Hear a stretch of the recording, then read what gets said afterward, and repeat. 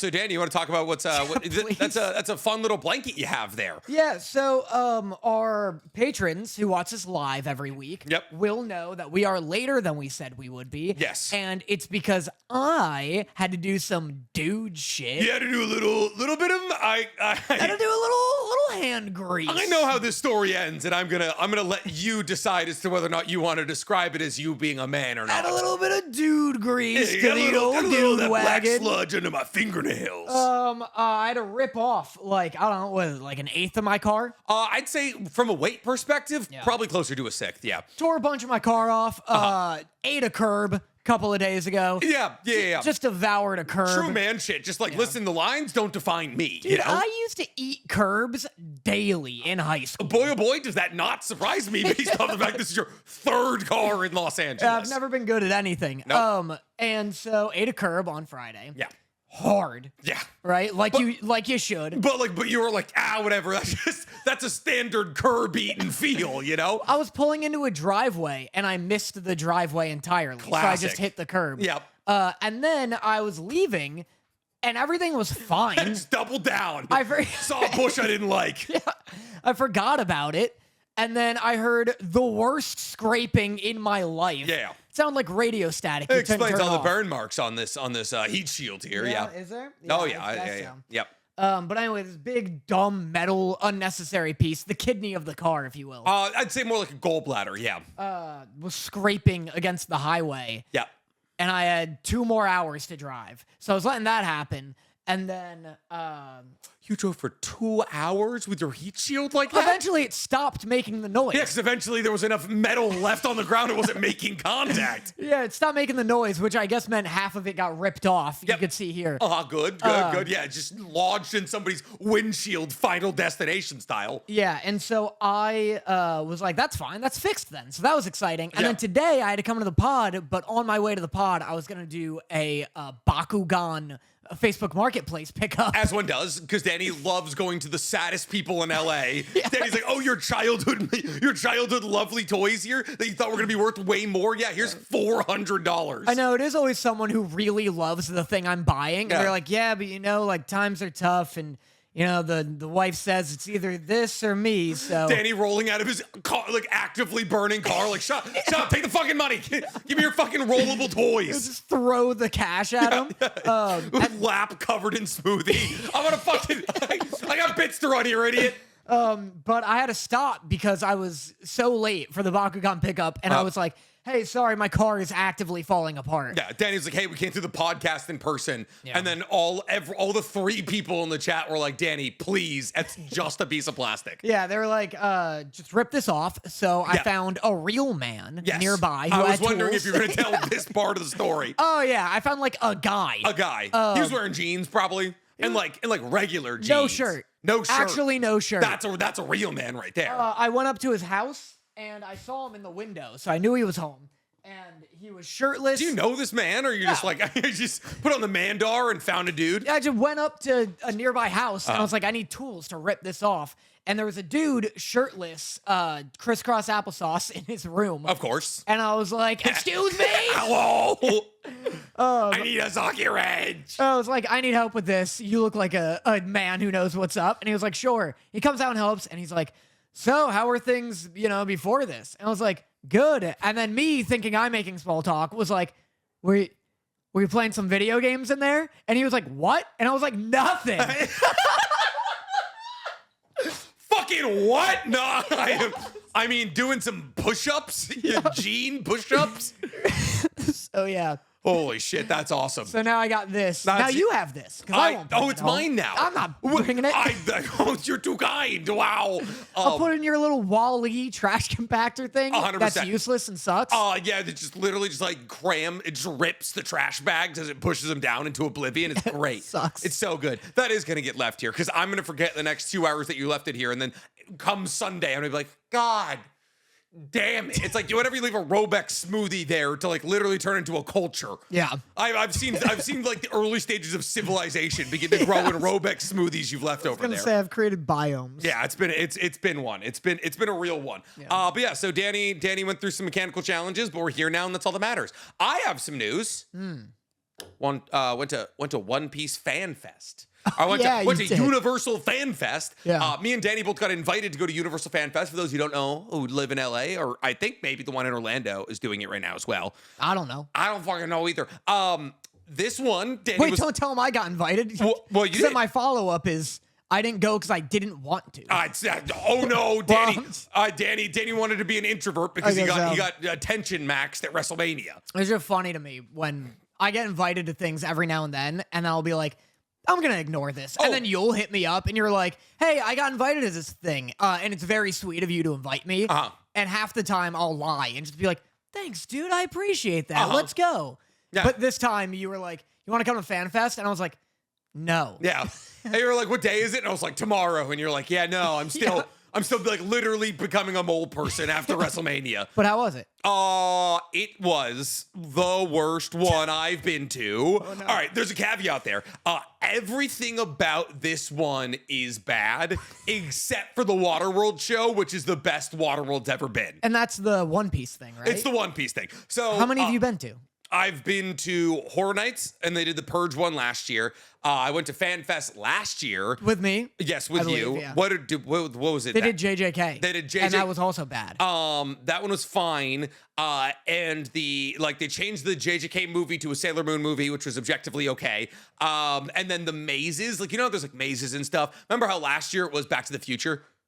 Like we drove out and there was like a DeLorean Well, it crash. wasn't a maze, but it was like They take Little Europe in the back town lots. square, yeah. They take Little Europe in the back lots and they like juice it up. Yeah. This year, Scooby-Doo themed. So it's a bunch of it's like Fred and Velma and Shaggy Yeah. all running around and stuff. And then there's like the incorporation of because Paramount or Universal owns like the Monsters verse, like Frankenstein, Right. Bride of Frankenstein, Dracula, that kind of thing. And they're kind of running around. like how in your list of things they own, you do 2 Frankenstein. Those were the big. It was 4 Frankensteins and then his wife. Well, it's like me being like, Crunchyroll has a vast catalog of characters. Uh-huh. Yuji, Nobara, Gojo. Oh, I was gonna say Joey Wheeler because I thought you said Yugi. Yugi, Yeah. Yugi, Yugi, Yugi. That is Yuta. how Gege names characters. Like Yagami. Yeah. Like Yugami. Yes. And so there's you're supposed to do there's a 20-step fucking you get handed a book. You get handed a book and it's identify the footsteps kind of thing, blah, blah, blah, blah, blah. Do a mystery? You do a whole mystery with the mystery gang. Yeah.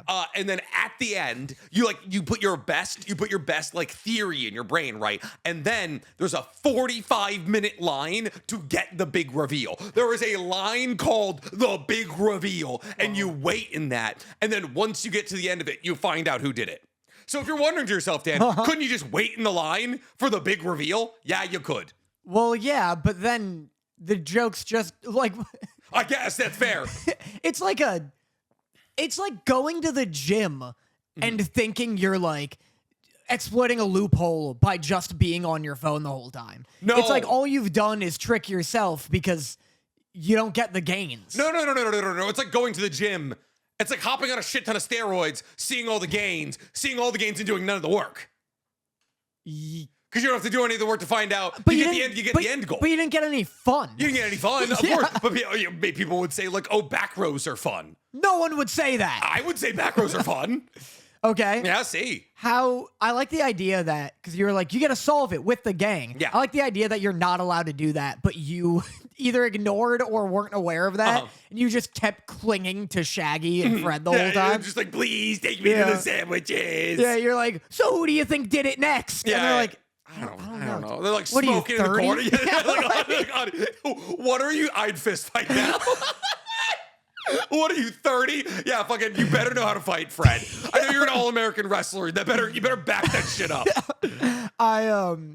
Scooby takes his head off. He's like, get the fuck out of here.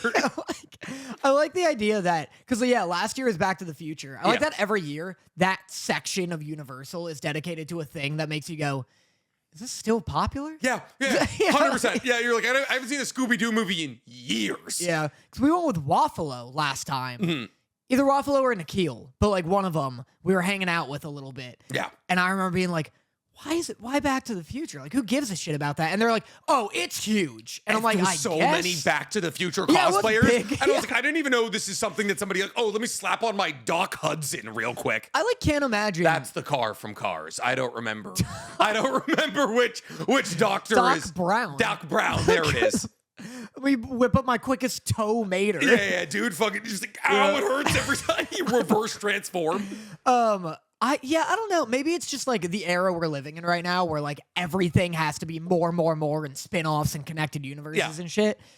I can't imagine staying obsessed with a dead IP. Because I'm a victim of I always want there to be more and an expanding 100%. thing. Yeah, everybody does. Like, I'm sure if they made Back to the Future 4 right now, people would still watch it, you know? I guess you could argue Naruto.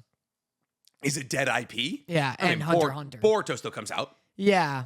Hunter x Hunter is still an ongoing manga. Both to the same extent of yeah. Neither are great answers, 100%. That's also my financials. Yeah, it's also how this house is paid for, Daniel. I need to stay attached to those. Do you think My Hero is gonna like get the Naruto treatment where there'll be no? Why? Well, one, because he doesn't have a Boruto, and two, it's like nostalgia. Like it's like well, eventually. Well, no, but then my thing is like the big three are iconic for a reason, which is that in that time era, it felt like those were the only three anime that mattered. MHA came out it's just in a such more flooded shonen sphere that I think and then there was also like a weird time after like Naruto and Bleach and One Piece where like there wasn't really that mega shonen follow up. Yeah. And so there's like that weird window where we're like, okay, well maybe this is all there is kind of thing. Right. And so I think MHA gets like lost in the static. I think like people will always be like, oh, MHA is great, but it'll probably get talked about the same way that I don't know. I'm trying to think like Gintama. Like it's like there'll always be a dedicated fandom. Maybe. Of MHA. Yeah. I just don't think it'll ever hold the market share that Naruto or One Piece or Bleach has. I see what you mean, where like now that anime is so mainstream, Yes. it's like something ends and people, I assume, are kind of just willing to let it end. Yeah. Like I guess we see that with Attack on Titan. Like the people still will like bring it up as like a goat. But yeah, I don't see a lot of like Attack on Titan theory crafting YouTubers coming out. That's the thing. It's just like the big three have such a ridiculous amount of market share still to this day because like the editors were like, this needs to exist forever. Yeah. And like, so now the big three are all still actively coming out. Like One Piece, Bleach, and Naruto are all in some capacity still coming out. Yeah. So it's like they have to exist forever kind of thing. But yes, the water show for the Universal Fan Fest, sick as hell. Yeah. So goddamn, it was so good. They have Buggy, they got Kizaru, they got the Cross Guild, they got all the Straw Hats. And by all the Straw Hats, I mean the ones that are easy to pull off. They don't have the Fishman or the Skeleton. Chopper is a plushie. Is it not based on the live action? It's based on the anime? Like, do they go beyond Chopper? No, I mean like Robin's in the live action. Yeah. And Robin's not in this. So it's like up until Whiskey Peak, basically, I guess you could say. Because it's Usopp, Sanji, Nami. Yeah, I assume it's Zoro. a season 2 thing. Yeah, kind of. But there's also the Cross Guild. So it's like, but that's like that doesn't pop up until episode 1000. So like there's touches like it's like Crocodile, Mihawk, and Buggy are all teamed up. Oh, and so Crocodile's in it. Crocodile's That's in your it. answer. Well, I guess, but also is Mihawk and Buggy, and I guess those are three villains that all exist. Not in the live action. Crocodile doesn't show up yet. Crocodile absolutely shows up in season 2. Yeah, 100%. Does he? Yeah, it's all about Alabasta. It's like specifically season 2 is about Alabasta. Have you finished season 2? No. Me neither. Yeah, but it's about season Alabasta. Season 2 is not about Alabasta. Season 2, Wapol, I believe, is the final antagonist. The final antagonist. Season 3 is all about Alabasta. Gotcha. But Mihawk shows up in Baratie. Wait, neither of us have seen it. Chat, let us know. Is Yeah. Crocodile in season 2? Yeah, it's not. At the very least, his existence is implied because you're dealing with Baroque Works, and he is Mr. Zero. So he's. He shows up in the last scene of season 2. There you go. Not there you go. I mean, that's he's in there, but also like he is a very early on villain. And so like, but like them all coming together doesn't happen until like fucking after Wano. So like that's like a kind of a weird shout, but there's like a bunch of really cool. And I guess Kizaru shows up, and Kizaru doesn't really show up until pretty substantially further down the line. But they do like Buggies, like dice fruit, and they have people like struggling with like animated, like detached hands. There's a sequence where Luffy stretches his arm. Chopper chokes a dude out, and it's just like good Waterworld nonsense. Like people are falling off a tower into water. The Navy's on Sea-Doos. It's great. Nice. So like if you're gonna do anything, I'd go to that. Yeah. There is though the worst maze they've ever done. There's a Harry Potter maze. Okay. And it's you walk through. You just walk a path. Like there's just a path that like walks through like the Griffin. What do you call them? Griffin Woods. Gryffindor? Like the Griffin Woods in the Harry Potter world or something. And you walk, and it's like 30 people at a time. And if you aren't person 1 through 6, you cannot hear what your tour guide is saying because there's 900 forest sounds. It's like swaying trees, like spiders, a griffin, and so like the wizard that's like showing you around has a little voice box like yay big, like clipped to his belt, Right. and you're just nothing. Now, mind you, there was an open bar for content creators, so by this point, I was 3 sheets to the wind. I had 10 drinks, maybe. I was drunk. I was nice and liquored up. And so there was an hour and 10-minute wait for this walk that lasted 7 minutes, and you couldn't hear. Because we had the fast pass, we were able to do it immediately. But it was bad. That sucks. It was real bad. But yeah, so I guess shout out to FanFest. Sure. The One Piece said aspects them. are fun. Yeah. The One Piece, if you're a One Piece fan, you'll like it. Yeah. Also, the Sailor Moon cosplayer was awesome. Yeah. I don't know if you've seen any of her on Instagram or anything like that. Wow. Very good cosplay. Very pretty girl. It was cool. Yeah. Very, very cool. All right. Got some big stuff to talk about this week. And by big stuff, I mean we have the final episode of Invincible, season 4, episode 8, which feels like it was forever ago because it comes out on like Tuesdays. We have another episode from Daemons, another episode from Witch Hat Atelier, another episode from Wistoria, and me and Danny's favorite anime ever created, Marriage Toxin, with its 3rd ever episode. What should we open with, Daniel? I'll open with Drops of God. Drops of which you were supposed to God. watch. Shout out to Taylor Shay. Taylor Shay. One of our Bow. close homies who just got her first voice acting role. Can you see that in your cam? I don't know if you can see it in my cam. It is connected to the door. But for any of you who have ever seen the door, you can see Taylor Shay did a rendition. down. This is what Taylor Shay did for us. It's a rendition of me and Danny fighting against each other with our chosen weapons. And Taylor's great. She sees us at all of the cons where we go in Texas. She's got her first voice acting role. You want to talk about it? Yeah, Drops of God on Crunchyroll. There's 3 episodes out, apparently. It's pretty funny. Oh. It's like, what if you took wine and made it anime? What if you made wine and turn it into anime? Yeah. What do you mean? Like, like how grapes become wine? Yeah. That. I'm gonna wait till you sit down because people can't hear you. That's okay. You know, we didn't pack up anyways. I move out of this house in a week, so we might as well just have this be down. It's about this dude who his father is this like emperor of like this wine company. Okay. Not a real emperor. It's modern day. But he's got CEO is the word. CEO. Maybe we could use, yeah. Well, they're He's close like enough. he's like a dictator of a business. Yeah, yeah. What would you call it? Well, he's got a wine empire, so Yeah. No, he's like the czar of business affairs, Yeah. something like that. like a tyrant of a big club. Yeah, the club is like they make shoes. Yeah. It's something like that. So he's got this wine empire, and his son hates wine. He never drinks wine. Classic. He don't care for it because he's Classic got trauma alcoholic with his son, dad. like alcoholic son. Like you're like I'm never gonna touch the stuff. Yeah, alcoholic dad. Well, no, like the son of an alcoholic. Yeah. So he's not into wine. Doesn't do it. He works in the beer department of whatever company he works at. My kind of guy, dude. He's like fucking, you gotta squish it with your toes. Gross. And then he gets transferred back to wine after his father dies. It's like Dionysus fucking propaganda. Like what's happening here? He's transferred back to wine. His father dies, and Wait, this is loosely the plot of Tommy Boy. But he just mix out with fucking tires or brake pads for wine here. well, so the father dies and has like billions worth of like wine, fucking money. But a week before his death, he adopted another wine aficionado son. Great. Which is weird. I feel like it's weird to be adopting adult men, but whatever. 100%, yeah. I don't think you can legally do it unless they're under 18. He adopted this other guy. Maybe they're 18-ish. I don't know. Also, it's Japan, so things are different. Okay, yeah. But still can't drink. They can't drink till they're 20.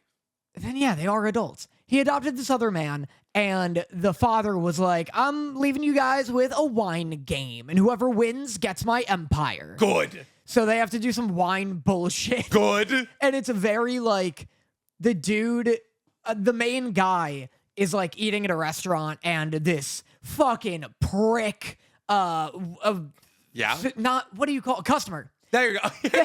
He's like, he buys things from the food czar. The Eat Man. The Eat Man, of course. The Eat Man is like, why is this wine so sour? I thought you just corked it. And Taylor Shay's character, who's the lead female character. Good. And she's a server at this restaurant, the sommelier.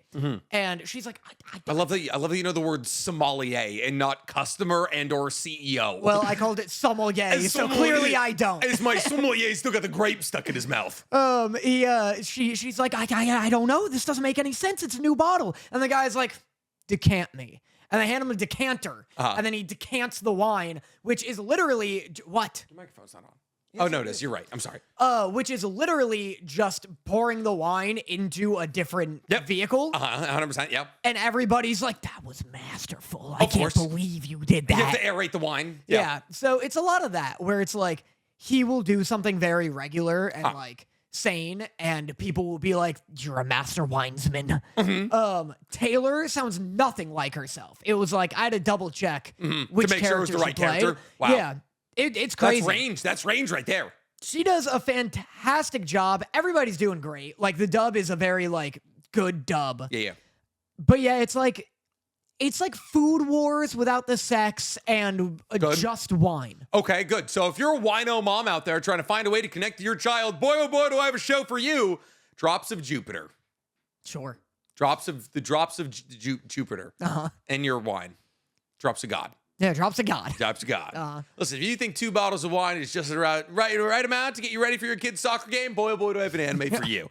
That's fun. Cool. Yeah. Thanks for the rundown. It was good. I love listening to you summarize anime. Yeah, I bet. I told you to watch it. I like, you know what? And it's not because you like anything. You just didn't do it. And you don't read my text. Here's the thing. You have been insufferable lately. I got so actually mad today because I texted Nick and I was like, I can't wait to talk about I was trying to give you a compliment. I can't wait to talk about Wistoria. That's also, it was going to piss me off anyway because I know you're just lying about shit. I like when we do straight man in the pool. pool. Just lying about shit. I like having you describe things to me.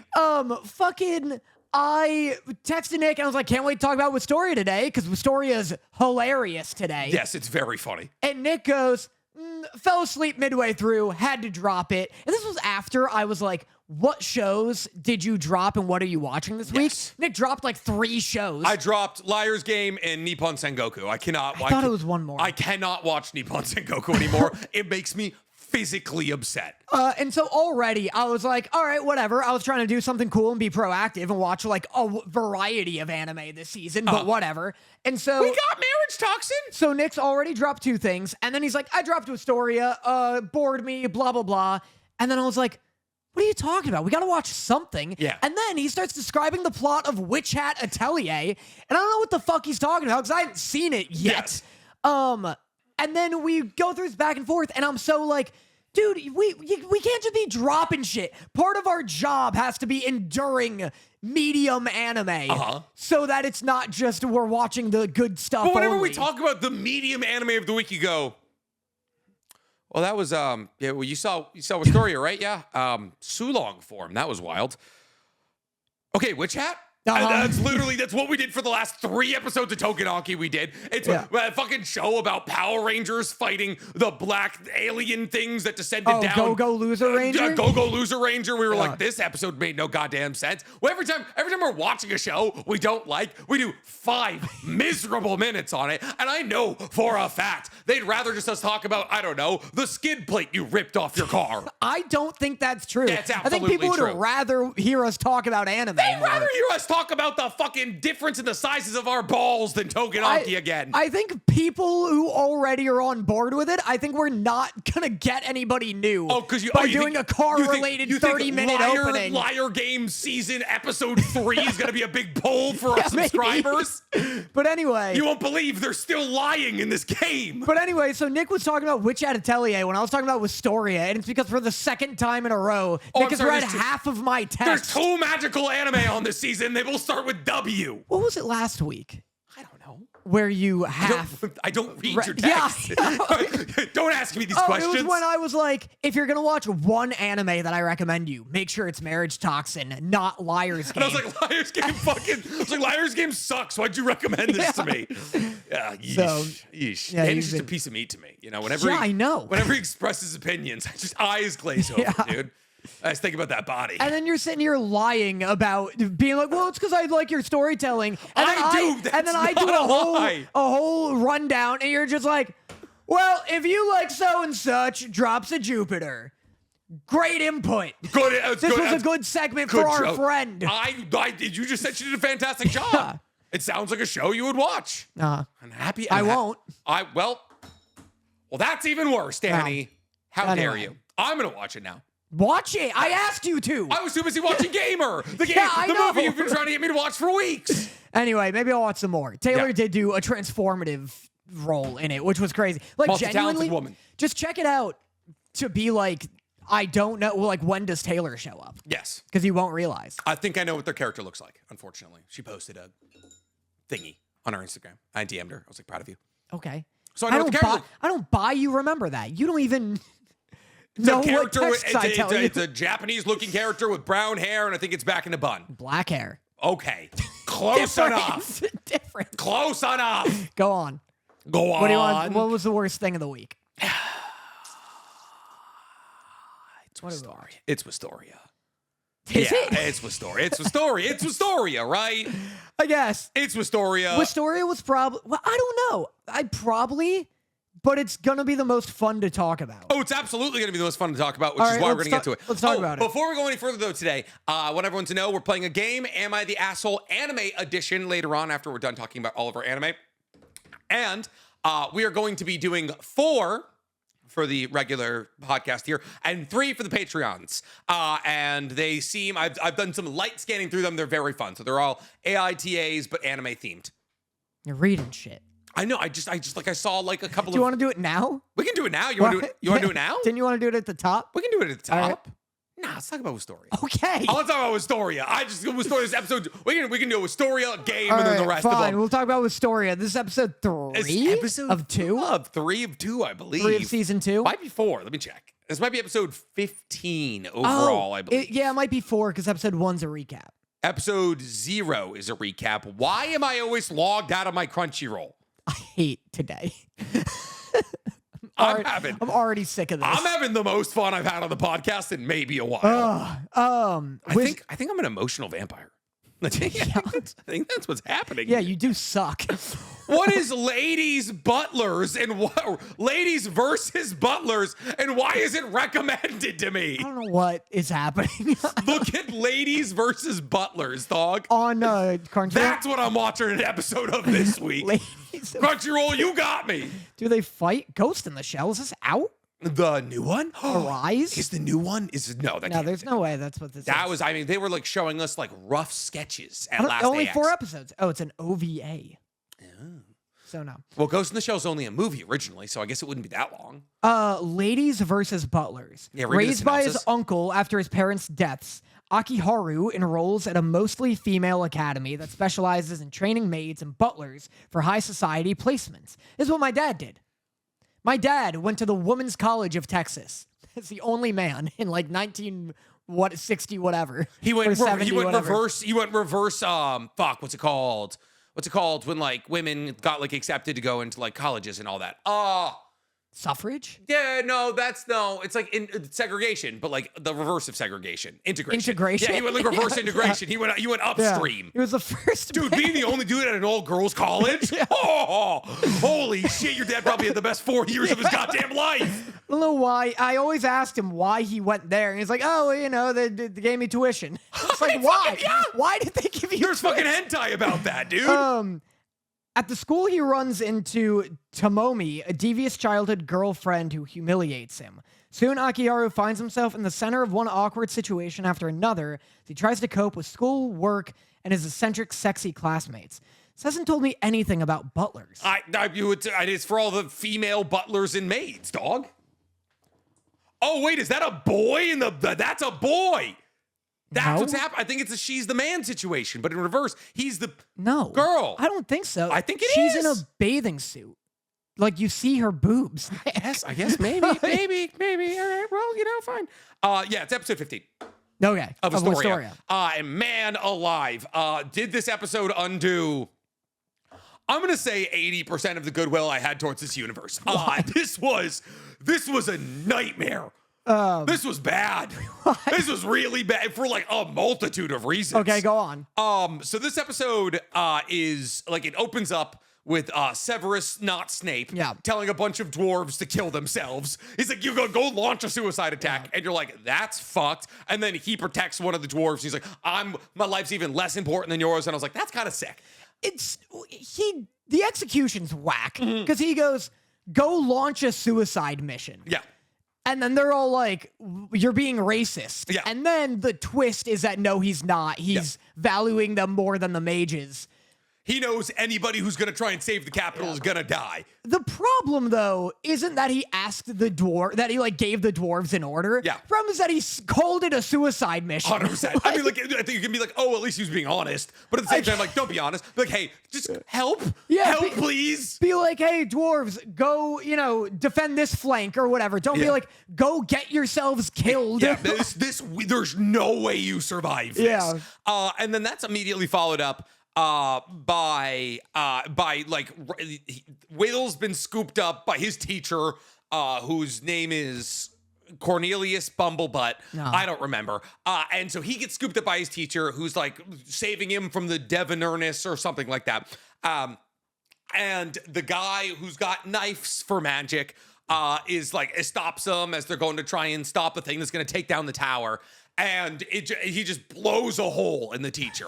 And for a second, you're like, oh my God, 2 deaths in 2 episodes. And then the child who they've been teasing for the entire season shows up. Yeah, Leo. And he's like, I'm the powerful child who's never been elaborated upon ever. Right? I mean, do you recognize? No, I have no fucking idea. I thought it was Rusty. I thought he's a short blonde-haired character, and then Will's like, now everyone around me is dying. Rosty's dead. My teacher's dead. And then Well, he's the like, teacher's not dead. Did you hear him be like, he'll be fine? I literally wrote in my notes, type of shit Invincible would bounce back from. And then he does. And then they're like, oh, he's just got to catch his heartbeat. Yeah. What heart? Fucking gone. Did you this is like the second time in a couple of weeks where animators have just neglected what a spine is or does. Yeah. It's got a gaping hole in the center of his just walking up to him. It's like, how are you communicating with your legs right now? Got no heart, no lungs, no spine, Just and he's Bluetooth walking. connection. I'm assuming because he's probably like some magical construct. He's probably not a real person. He'd have to be. How would he survive? Like a golem or something? Yeah, exactly. He's like some elemental golem specifically made because Will is apparently the chosen child to keep an eye on Will. Yeah. That's almost definitely what's happening. And then Leo walks up to Will and is like, you have magic? You've always had magic. Your magic is your gumption. It's that good old Popeye spinach can of fucking bicep strength. Yeah. And then Will undergoes what can only be described as a Sulong form. Like Will sees the full moon as a fucking, I forget what they're called in One Piece, as a fucking furry from One Piece, and then grows ultimate Sonic hair, and then just speed blitzes the entire universe. Yeah, so he's like, you have one spell. You're fucking spunk. You're fucking hoopla, you hoopla, you gumption kid. And I was like, oh, that's kind of cool. Huspa. He's got fucking huspa. Well, because then he's like, what's your spell? And then Will goes, courage. And I was like, that's pretty hype. Yeah. That's pretty cool. And then he does real magic. And then he turns into Superman. He turns into Silver the Hedgehog. I think Leo gives him the power. He gives him some blood. Did you catch that? Leo like drops some blood on his sword. Because we've seen Will like be able to like pull magic onto his sword before. That's happened. Yeah. So maybe he's taken Leo's magic or something. Yeah, I think this guy, and if we're wrong, are we wrong about the name? Let me see. He goes Super Saiyan. My reaction was literally... He goes Ultra Instinct. It's not even Super Saiyan. He turned silver. Panda Mom yelled bullshit at her TV. Yeah, it was like true and utter nonsense. I was cracking up. Yeah. I got up and I called you immediately because it brought me back to our Togenanki days. Yeah. Where this show that has been like, for like 18 episodes was like, this is a blood-based power system. We'll stretch it a little, you know, Yeah. but like everyone just does blood. This guy's got like radar. This guy can make like blood saw blades. Yeah. She's got like a blood sister titan thing. Also, by the way, there's 7 reincarnations of gods, all from different elements, and one of them is the fire god, and that's our blood gun boy. Yeah, they throw out the power system and give him fire. Fire for no reason. Yeah, they're just like blood no longer matters. It's all That's about how wind. this felt. We're 15 episodes in, and they're like, Will can't not have powers. He's not only, he's just been incredibly successful up until this moment. Why not give him a Sulong form? Him getting a form is hysterical to me. It's a nail in the coffin. It looks sick. It looks sick, but cool. it's just another, it is always, it feels so fucking easy to just like, I from like a writer's perspective, to just write a story about a guy who doesn't have the powers of the power system and just keep it that way. Just commit to the thing. That's still, who does the powers of the whole universe picks on him? Oh, never mind, he's got the strongest power anyone's ever conceptualized. That fucking, every time it happens. Fucking Rock Lee gets the 8 gates. Fucking Asta gets anti-magic. Will gets a Sulong form. Like, I just... Mashal? Mashal, no, but that's a comedy. It's funny I mean, for him. Mashal gets comedy. Yeah, Mashal gets like fucking Toon Force. Dude, every time I'm like, I want to show... Holy shit, is Mashal really fucking... Is that the only example? That's the only good one. Is Mashal the only example of a fucking character who has none of the magic and keeps it? Every time I ask you, like, I love the idea of someone in a magical world with no magic and they have to use their wits. Yeah. And you're always like, it's this show, and then they ruin it. It's this show, and then they ruin it. Like, just be clever about it. The second you give Will the ability to jump 40 feet into the sky and then dodge mid-air, it's like, what's the point of him not having magic? We just want Batman. Yeah, that's it. That's it. It's the model is there. Just don't give us fucking Batman who sits on the throne. Don't give us the Batman who laughs. Just give us Batman. There's a reason he's the most popular IP character in history. I was reading Kingdom, Volume 6, the other week. Yeah. Where are you in Kingdom? Oh, you know what they say about Kingdom. You know, like where are you ever in Kingdom? You know, because it's such a rich and vast universe. Yeah. Like I've truly barely scratched the surface, regardless of how much I've read. You know, like there's so much more. I believe you've truly barely scratched anything. Relative to where I began. Yeah. You know, I'm like, how could we even measure? Relatively to where I began. The same? The same? But like, you know, like even if I read 50 chapters, what's that 1%? You know, I don't have to give you manga. There's a Goodwill in walking distance of my house. I'm doing this to be nice. I'm going to read it. I'm going to read it. Anyway, I'm reading Kingdom. I'm on volume 6, and it's sick as hell. But they're doing like the same shtick where like, no one has powers in Kingdom. Yeah, well...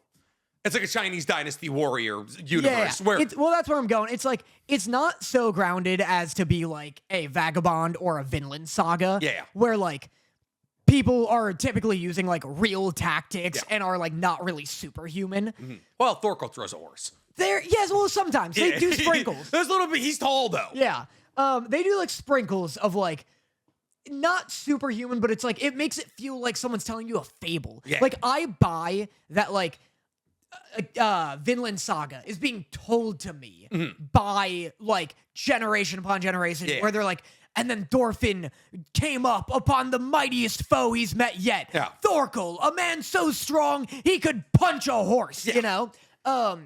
Kingdom is like One Piece if there were no powers. Yeah. Where like everyone's proportions are insane and like, yeah, you'll see a guy like rip a horse in half with his bare hands. Like, hell yeah, dude, just straight down the middle. And it's not like that shocking. It's like someone will do that and then you'll like they're like literal monsters. Yeah. In Kingdom. but it's just like a guy who was abused a little bit, and that turned him 12 feet tall. Yeah. Anyway, my point is, we just got to a part where they're charging into war. We're in like our first war arc. And the main character's army is charging forward, and the enemy army, which has a high ground, sets up a phalanx, which I'm sure classic. Good failing stuff. It's like borderline and impenetrable technique. I mean, cavalry would like to have a conversation with that point, but yes. Unless you have horses, your front line is almost guaranteed to die. 100%. Even if you have horses, I mean, the horses will die. Yeah, just sacrificial horses, you know? It's like a phalanx, which is just a wall of shields and spears, is so tough to get around without knowing that, like, your first 2 layers are just going to be corpses. 100%.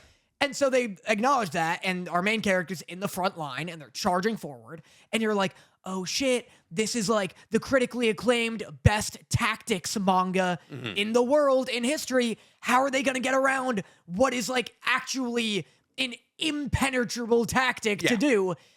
And it's, you know, the 15-year-old protagonist jumps over it, and they're like, "Whoa, how'd he do that?" And then he like cleaves a hole in the phalanx, which allows his team to go in. Pour in, of course. Like, just don't give them superpowers. Like, come up with something. I'd love if he give like him 2 shields, and he'll just go like, ah. Yeah, give like him 2 square shields and just like split the spears. even if he's like, yo, load me up with shields, and I will sprint into them and then carve them up, knowing I have a 10% chance of living. Yeah. That's silly, but I buy that is a tactic More that than maybe I once cleared happened. an 8-foot double stack of shields. Yeah, like either that, or I was expecting him to like do a baseball slide under it.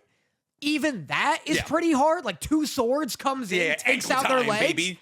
But yeah, I just hate that. Where like the pitch is that this is like this hardcore militaristic shit, and then they're like, oh, fucking Wanju is 11 feet tall and tearing people in half. 100%. Yeah. And this is the like, oh my God, like this is our war and peace here. Like this is like Sun Tzu's fucking war and peace. Yeah. I mean, Kingdom is sick. I still recommend it. But again, I'm waiting for Vinland Saga's the closest I've gotten to a manga that will like is grounded enough that it still feels smart. Is being in a phalanx a top 5 male experience of all time? Yeah. Brother. Yeah. Brother. That's a question right there. You are on the money. Just you and 300 of your closest buddies. I felt like our soul resonance link up just now. I've never related to you more. I literally felt myself turning into a spear. Don't be the spear. Please, don't all break. I feel like it's got to be like the hypest shit to see this army of people coming, and you're like, by default, I'm taking out most of them. I'm about to kebab some dudes here. You ever seen when they rotate, where like you get some stabs in, and then you like shift out the guys? No. If one of you goes down, so you're in like, it'll be a top portion of spears covering for arrows, and then the front portion of spears. Gotcha, yeah. And then if a front guy dies, the top guy comes down, and someone behind him becomes the new top. That's sick. That's so sick. It's impenetrable. I love, that's how fucking 300 won. That's how you win 300 versus 300,000. Yeah. Unless, of course, it was all. Well, they lost. Well, but they held out long enough. That's not winning. They held out long enough. The rest of Athens and Sparta got to send people after they were done praising Apollo, that cuck. That's the real reason. Did you know that? What? They can only send 300 people because it's like a week-long holiday in ancient Greece where they weren't allowed to do anything like war-related because they were busy like worshiping Apollo. And so only Leonidas and 300 soldiers got sent because the rest of them were all like having this like holiday where war wasn't allowed. I'm going to have to fact check this. I learned that from Record of Ragnarok. Then I'm definitely going to have to fact check That's real historical context. Hey, I learned this while he was fighting. Fuck, who was he fighting? Was it Beelzebub? No. Oh, is it fucking Alan Turing? No. Beelzebub fights Isaac Newton. Nikola Tesla. Who does Leonidas fights Apollo. That's what it is. Okay. Yeah. That's hype. Dude, Record of Ragnarok was good this season. I know. It's so much fun. It's a bad show though. Oh, Wistoria is what we're talking about. Yeah, it's bad. This is really bad. This is I can't believe that his teacher's not dead. I was hyped when his teacher died. I was also hyped with his teacher. I was like, dude, we're killing everybody. I like that everyone's dying. I thought we were airing out the fucking room. I'm excited about what's after this. Like, this is a weird... How do you come back from like, hey, Will, you're the speed of light, and you killed thousands of things the entire combined forces of all the mages fighting together could not do? I know, it feels like we have 6 episodes left, and I'm excited for this feeling that season 1 was like the prologue, and now the show is kind of gonna be like radically different. Like, is he gonna build upon this form? Is this his equivalent of Super Saiyan 1, and he has like 3 more versions? I think this might be like his final form that we just like don't see until the very end. Oh, that would suck. That's where I feel like it's going. I think they were like, wow, that was crazy. Never use that again. That was fucking nuts. Yeah. Giving people ideas out here, Will. Yeah. This is an F episode for me. This is bad. F. That's a fat F, dude. I'm pissed about it. I giggled, so... That's all that matters. What's next? Witch Hat? Oh, Did you see Daemons? Is that bait? Surely that's bait. Is this revenge? Are you pulling a goof on me? Yeah, you did this to me today. Okay, good. It's frightening. Did you see Daemons? This is the best episode of Daemons. Yeah, it's pretty good. It's the best episode of Daemons. Yeah, it's the best episode of a slow show. Yeah, it's a low bar. I like the fish. Fish is good. It's cool. Good fish. I like it when it's all of its teeth break. Yeah, That's fun. Hard. Outside of that, I love how the anglerfish works. I love that they lure him out by turning the bait part into Asa. This is also episode 4? Yes. Yes. Yeah, that is sick. The fish is a cool concept. I like that it spits out an entire arsenal of guns that apparently work on your average day. Because like left and right, we're like, oh, we're gonna be harder to kill than that. We're made of stone. Can regular Daemons die from guns? That's a good point. Well, also, this Daemon spit up the guns, so they must be Daemon guns, no? They look like regular guns to me. Yes. Unless they're tipped with like silver Daemon bullets. I don't know. Regardless, being like we're as strong as stone. Yeah. Not that strong. Not stronger than guns. You give me fucking 30 rounds in an AK, I'm fucking some stone up. Yeah, they shot a grenade at them. They shot many grenades. Yeah, it was they were like, yeah, we're fine. I was like, just say you're made of spirit. Do you still feel that his Daemons are too powerful? And how do you feel about their fucking Raichu form? Love their furry form. That's fun. That's fun. That they can just fly to Tokyo in a heartbeat. Yeah. I would say if anything, it's not Raichu. It's closer to who's the cat one? Who's the bipedal cat one that everyone loves? Meowth? Not Meowth. Zora. Zorarark? Or Zora, yeah. something like that. I know that. what you're talking about. Yeah, it's closer to that. But it's fine. I said a tortoise in a hare is clever. Listen, I think that this show currently, Daemons, is for me as Zerora? That's the one. Yeah. It's for me what Sentence to Be Hero was for you, where every episode a new set of Daemons is like every episode where a new set of Daemons is introduced, I go, I agree. I go, that's clever. Oh, angler, and then the lore. Oh, okay, left, right, go. Tortoise in the hare, and then the second they stop doing that, I'll be asleep. Like I could be watching it at 2 p.m. I'll be out like a light. I agree. This is more of a comedy anime than 100%. like... Right? Being like, help me! Help me! I was actually laughing. Yeah, that was funny. I do like the tortoise and the hare bit. I like that the hare fucking swept his ankles. Yeah, it was John Rabbit from JJK, dude. It was Megami. It was Megami's rabbit. That was cool. Yeah, I like... Their alternate forms are interesting. Mm-hmm. So I can't tell what the material is. Yeah. I can't tell if they're made of pure lightning or pure fur. Yeah, they're a little bit of both. They're just like a staticky dog. Yeah. You're just like, you overpet a husky. That's what they are.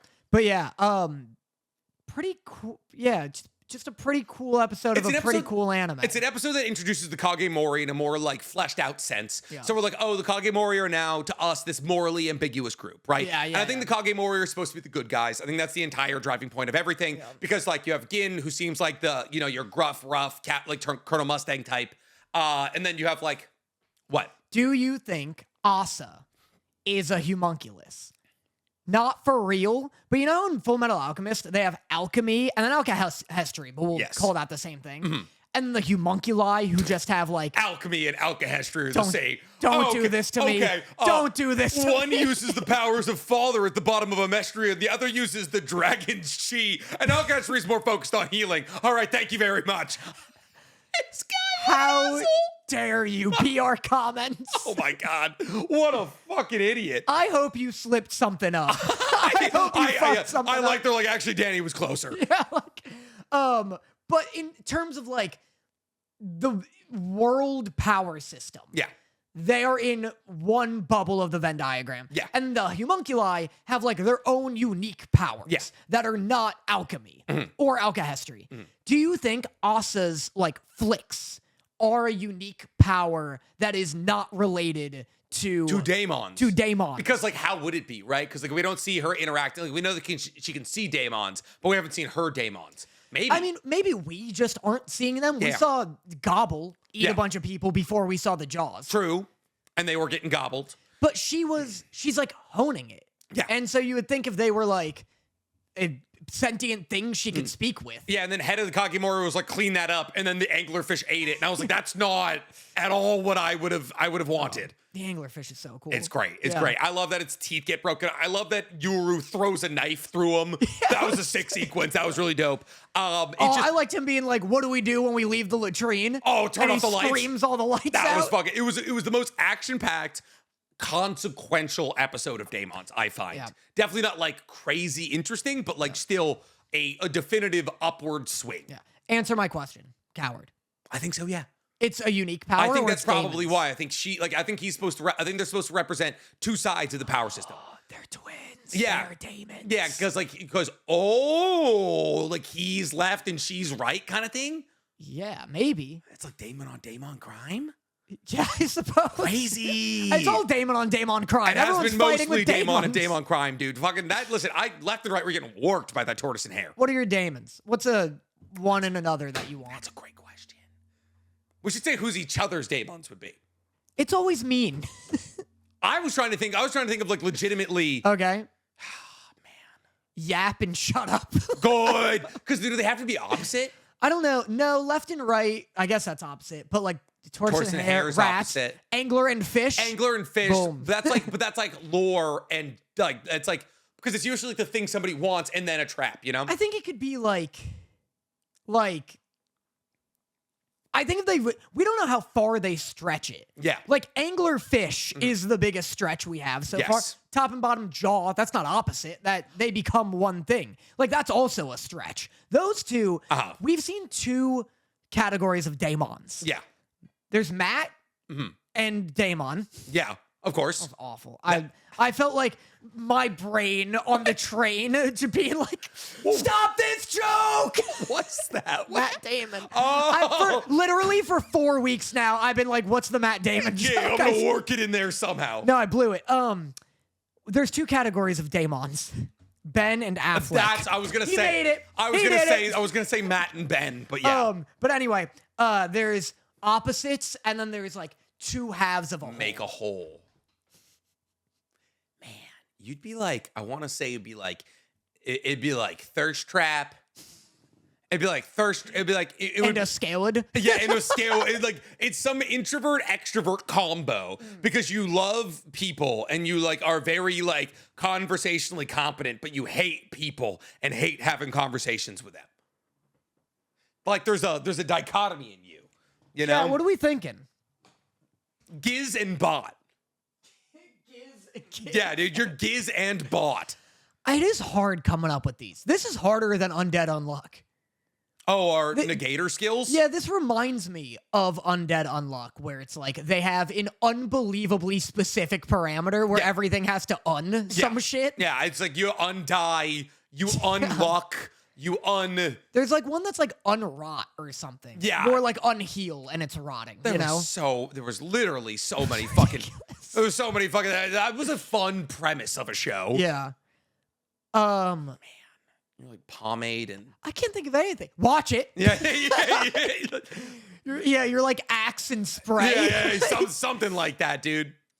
I can't even think of one not like representing you, like cat and dog, but that's boring. That's boring. I love like top and bottom jaw. That's Top so and bottom sick. jaw is very good. Door and hinge. That counts. What the fuck is it? That's like a portal, guy. Door and hinge That's would not be bad. That'd be pretty cool, actually. You Yeah. just open up. It'd be like the fucking the manhole cover girl in Gachakura. Yeah. You just ripping open portals. Door and hinge is pretty cool. Yeah, that's pretty fun. Oh my god. Oh wait, something to do with recording. Huh? Like you'd be like, oh man, like mouse. Oh, you could be like mouse and keyboard. There's lock and key. Mouse and keyboard's good. Yeah, mouse and keyboard's good. Yapper and piss. Okay. Yeah, okay. Okay. All right, what the fuck? Hey, I'm having fun here. Danny's play and commentary. Yeah, like yeah, watch and react. I was gonna say like actor cat the play like it'd be a stage thing, right? Like actor and what would you call somebody who goes to a play? Viewer, Customer, yeah, something like that. I don't fucking I don't know. Yeah, play and playwright, something like that. Yeah, what's yours? It's just I'm trying to think of literally anything. Something with a book, probably. This is like weirdly hard. Something with a book. Like learn and regurgitate. Something like that would be good. Absorb and expel. I like absorb and expel. Yeah. Oh, that's good. That's real good. I like that. Good. But Anyways, then it's what's cool about it too, actually, and then we'll move on. yes, Genuinely. Sure. I wasn't even thinking about this, but they'd be people. So you have one that's like a Kirby. If yours is absorb and expel. Oh, yeah. You have a Kirby that eats shit. Yeah, 100%. And then another guy that spits stuff. It directly into my brain. Well, 'Cause that they thing is- don't always affect the person. No, that's fair. Like That's Jaw fair. is just Actually, all of them are external. yeah. So yeah, it'd be like like Kirby would suck it in and be connected. It'd be like ice climbers. They'd be like connected through an intestine. You know, it'd be like fucking. It'd be like not Shizune. She's some of the vacuum girl from Hunter x Hunter, just spitting that shit out. Yeah. That'd be good. Very good. All right. That brings us to. You ever see people who are like the podcasters who do like, all right, these are sayings that don't actually exist. Oh, 100%. Yeah. We don't have to do it now, but maybe for the Daemons final, we're like, all right, here are Daemons Oh, that don't exist. actually exist. Because once I realized they have to be people, it became a lot more fun. Like Yeah. I was like, what is door and hinge? You know, I know what Door does. He opens portals. You're right, because I was thinking about it like, oh, your ability. I was thinking about it as abilities, Gachiakuda, not yeah. individual characters. Yeah. Then it becomes kind of cool. That is fun. I'll remind you, we should like take some time and like come in with like a list. There's of Jack five and each. Black. For sure. Yeah, of course. You know, one guy's a cord and One yoinks it and one has shadow powers. 100, literally exactly. Oh, God damn it, Danny, that's good. That's great. Oh, that's. What I mean, did- at a certain point, we're just making stands. I Black feel like. is just always like, he's like, don't worry, I got this. And everyone's like, I'll be jorking it. It's like I'm not sure what he does, but Black's super helpful. Black and white would be good. Yeah, but Yeah, yeah. that's genius. Black and white's good. And then what's the power? I feel like it's got to be a shadow and blinding. thing, Yeah, something maybe. like that. Yeah, it's like literally, it's like that guy from MHA who can like hide in the shadows, and then it's Yeah. like fucking Krillin's solar beam. Yeah, white can blind you. Or, Yeah. do like sun and moon. Sun and moon is good. Yeah. You gotta just think about like Greek gods and like the dichotomy between them, like sun and moon. Heaven and hell. Yeah. Oh, heaven and hell would be. Yeah, I cool. wonder if there's a heaven and hell one. That you're right.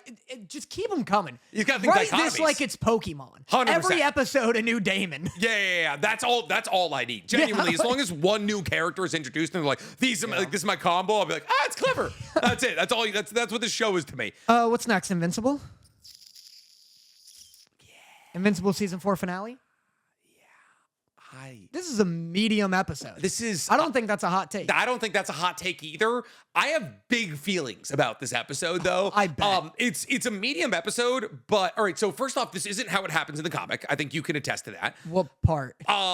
Everything that we see from Mark on Earth doesn't happen in the comics. Basically, in the comic, Mark gets to the planet. He's like, oh, it's safe. And then at that moment, like he doesn't see his city's on fire, but then he's like about to descend down to his city, and Thrag's like, haha, just kidding, I'm here, kind of thing. Yeah, his PTSD. Yeah.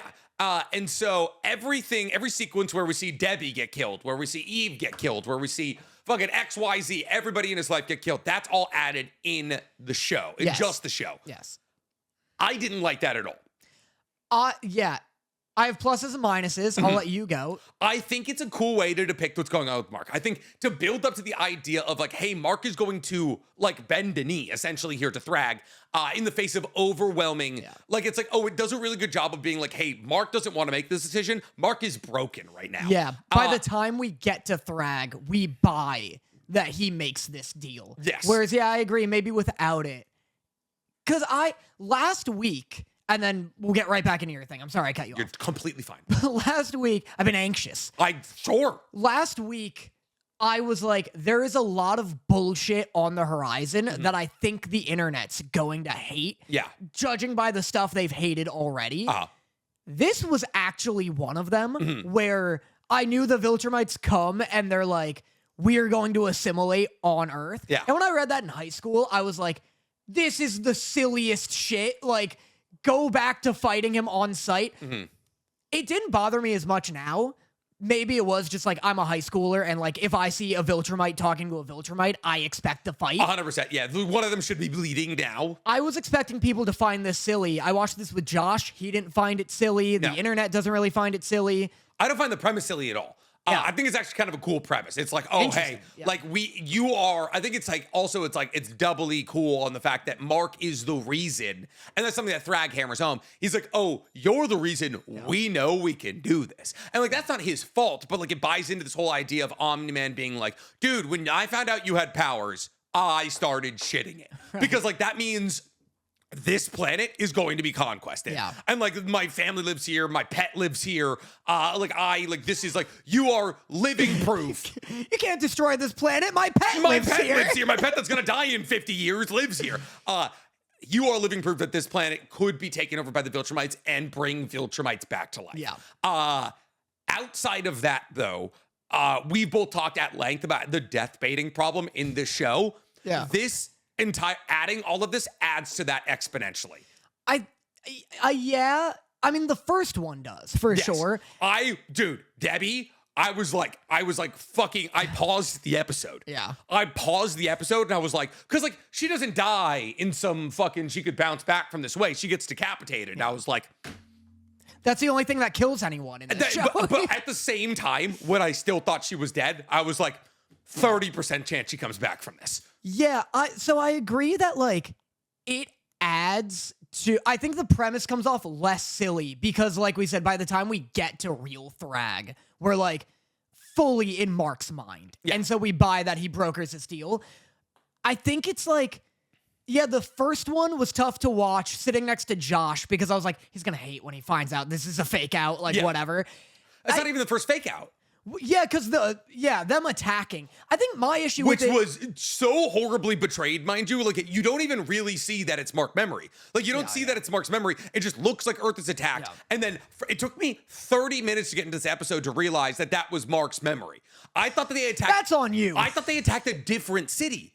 Because like the city is not like I'm not like so. I'm not. Well, then they get to Earth and they're like, this is fine. There's a million cities. I thought they just attacked like China first. Like, I guess I wasn't like, oh, that's Mark's hometown, of which the skyline I have memorized. Like, that's what they wanted. They wanted you to be like, you know these streets. You've seen these. That's where Electro-Man robbed the bank with his gay husband. Right. I don't remember these streets. And so I see it. I'm like, hey guys, just because your hometown isn't actively being destroyed doesn't mean. And then I see them be like, well, everything's fine. I'm like, turn the news on. I'm like, fucking. Does no one know? I guess that's on you, but that's okay. I think by like the third one, because it keeps happening. Yes. By like the third one, I'm like, okay, obviously this is a pattern. Yeah. And then I kind of caught on that they were gonna like, oh, and then he's gonna run into him, and it's real. Yeah. I think the fantasies are too fucking long. Yeah. Especially by the time you get the gimmick. It's gore porn. It's gore porn. I love the Debbie one because he turns around and then she doesn't respond and then he turns back around and he's silently holding her. Yeah. And I'm like, oh, that you don't even hear him enter the home. Yeah. And that's sick as hell. But yeah, it's like by the third one, by the time it gets to like Cecil and it's like really extended, I'm like, I don't need to see every single way a dude can be torn open. That's the, you know? To me, I was like, oh, this is like fetish shit. Yeah. I was like, this is just like, I was like, this is buying into the death baiting issue, and like, this is literal gore porn. Like, Yeah. and it's just like, we're so desensitized to like fucking like egregious violence in this universe now, you know? I mean, yeah, I say it literally every week, but like in the comic, those panels that are like outrageously gory hit so hard because every issue of the comic is not that gory. Yeah. And it just keeps getting desensitized in the show. And then I think when he meets Thrag, I wish it was in public. I think that'd be really cool because him being like in the sky doesn't, I kind of immediately know that this is the real one. Yeah. I felt that personally, maybe you didn't, but like if he was just walking out and about in the street and he saw Thrag like buying a hot dog. Yeah. I think that'd be really cool. Or like Lucian in his fucking Steve Harvey outfit over there. Yeah. He's like, hold up. Yeah. Did you like the one with the fucking leather jacket with the eye patch or like big cigar and like biker babe? Journal Kell or Janelle or something like that. Yeah. That was funny. But yeah, I wish he ran into Thrag like in public and it was like he really thinks it's fake Thrag. And so there is this moment of like, oh fuck no, this one's real. It's like, is Drake going through what Michael Jackson went through right now? What's happening? Is that White Drake? Yeah, is that White Drake? What the fuck is happening here? He's doing that. He's like, is that White Drake? And he's like, Thrag is literally an inch from him. And he's like, I hear you. I'm right he's here. Like, oh, Jesus. Who is Drake? I like the idea more of like him watching Family Feud, and it's like Steve Harvey's just way more ripped now. He's like, Steve Harvey on the juice? What happened? He's like, what is your answer? And he's like, my husband, I will conquer your husband. It's like, clear through the table, yeah. What's happening? Yeah, guys, Steve, we gotta talk. Pause. Go to ads. But yeah, I agree with like it's the gore porn bit. Yes. How There's a lot else to unpack in this episode. What? How do you feel about them taking a little trip? Take a little trip. Take a little I'm going to read trip. you my exact notes here. I'm going to read you my exact notes here. I said, she doesn't need to do anything, Nolan. This is such a crazy depiction of power dynamics in abusive relationships. Eve Thickums, that was thrown in there. Oh, God, what are you doing? And I said, Jesus, Donald, just start breaking shit. There we go. Yeah. And then I said, all this was for Robot and Monster Girl. Oh, great. Debbie and Nolan road trip. Oh, God, she's single? What? They've been gone how long? 10 months? Yeah. Happens. I mean, that there, and then immediately Omni-Man's like, hey, you ever seen, it's just romantic, dude. They got 2 weeks to go see, listen, I hooked up with Dorothy on a road trip. And now they're on a road trip. They're going to see their terminally ill bug child. Yeah. You bastard child, bug child, the B squared child, 2 weeks away. They got to go to a different planet. Debbie's seeing the stars for the first time. And Nolan's like, here, let me show you what Earth looks like from the moon. Yeah. I mean, my dude Paul never stood a chance. He's suave. He's suave as hell. Listen, I love a turtleneck as much as the next guy. But your shoeless ex-husband pulls up and he's like, you remember how good rigatoni is in Naples? And you're like, fucking, and then, all right, listen, Danny, I gotta have a talk here. I have a note here. Listen, it's controversial. I said he only killed 2,341 people. It's less than 9/11, and we fund the UAE's defense system. What is UAE? The United Arab Emirates, Dubai, the people who paid for 9/11, which killed more people than Nolan did. I thought it was way more than 2,000. I also thought it was like the entire population of Chicago. We're also ignoring the planets he genocided, though. They attacked first. I don't know what my outrage number is, but I found out today it's more than 2,341. That's a lot of people, though. That's a lot of people. If I killed a handful of people, you'd still look at me different. But then if you're like, hey, by the way, I also have been fighting for the entire planet. I don't know. That's 2,341 people is less than I thought it was. I still think it's ridiculous that she's maybe getting back together with him. I don't not remember. Condoning it. But I found something out about myself where I was like, that's not as many people as I thought I would be upset about. Yeah, it is lower than it seemed. It's a lowball estimate. Yeah. Because Cecil was like, yeah, you still have 2,003. It's like, I just saved 7 billion people. Yeah. I just got airbended. I got airbended by Thrag. I think, I don't know. I hate that she's maybe getting back together with him. It's awful. It's really awful, especially because they like put so much extra work into Debbie in the show to just now still. It's like when an adaptation of something adds stuff and you think that it's going to do this butterfly or domino effect where like instead of going down the straight path, it takes a turn and you're like, oh, now we're doing this. This is going to really affect the plot. But instead of like branching out and affecting every plot beat, it just goes back onto the path. Yeah, that was a weird blip. Yeah, exactly. Well, happy we're all in the same house again. Like, I hate that shit. Like, The Last of Us Season 2 felt like that, where they were, like, adding stuff, but still just getting magnetized back onto the same It's path. like filler content in in anime. Yeah. Where it's like, whew, where'd that ninja ostrich come from? Good thing we evaporated it with the laser that only existed in this arc. Yeah, weird that Naruto was a robot for a minute. Yeah. Good thing he self-destructed once we hit him with enough Rasengans. But it's just like, yeah, they put all this work into Debbie and made it seem like, what? And this episode is especially weird about that because like Nolan, like there's a clear depiction of like the fuckness of the power dynamic. Yeah. Where like Debbie's like, fuck you, get the fuck out of my house. And he's like, you're gonna stop acting like I don't exist. And it's like, dog, she doesn't have to do fucking diddly. Like it was like very clearly like not even like because like in a standard like male female relationship there's a power dynamic with like size and weight and strength, that kind of thing. This is on a whole nother level where like not only is he confirmed to be a bad guy and sure he's trying harder, but that doesn't mean she has to forgive him. And like sure like you're trying to save the world, like you killed a lot of people. Yeah. And just because I like was surprised by the fact that the number was lower than I anticipated doesn't mean that Debbie, like the woman you called a pet.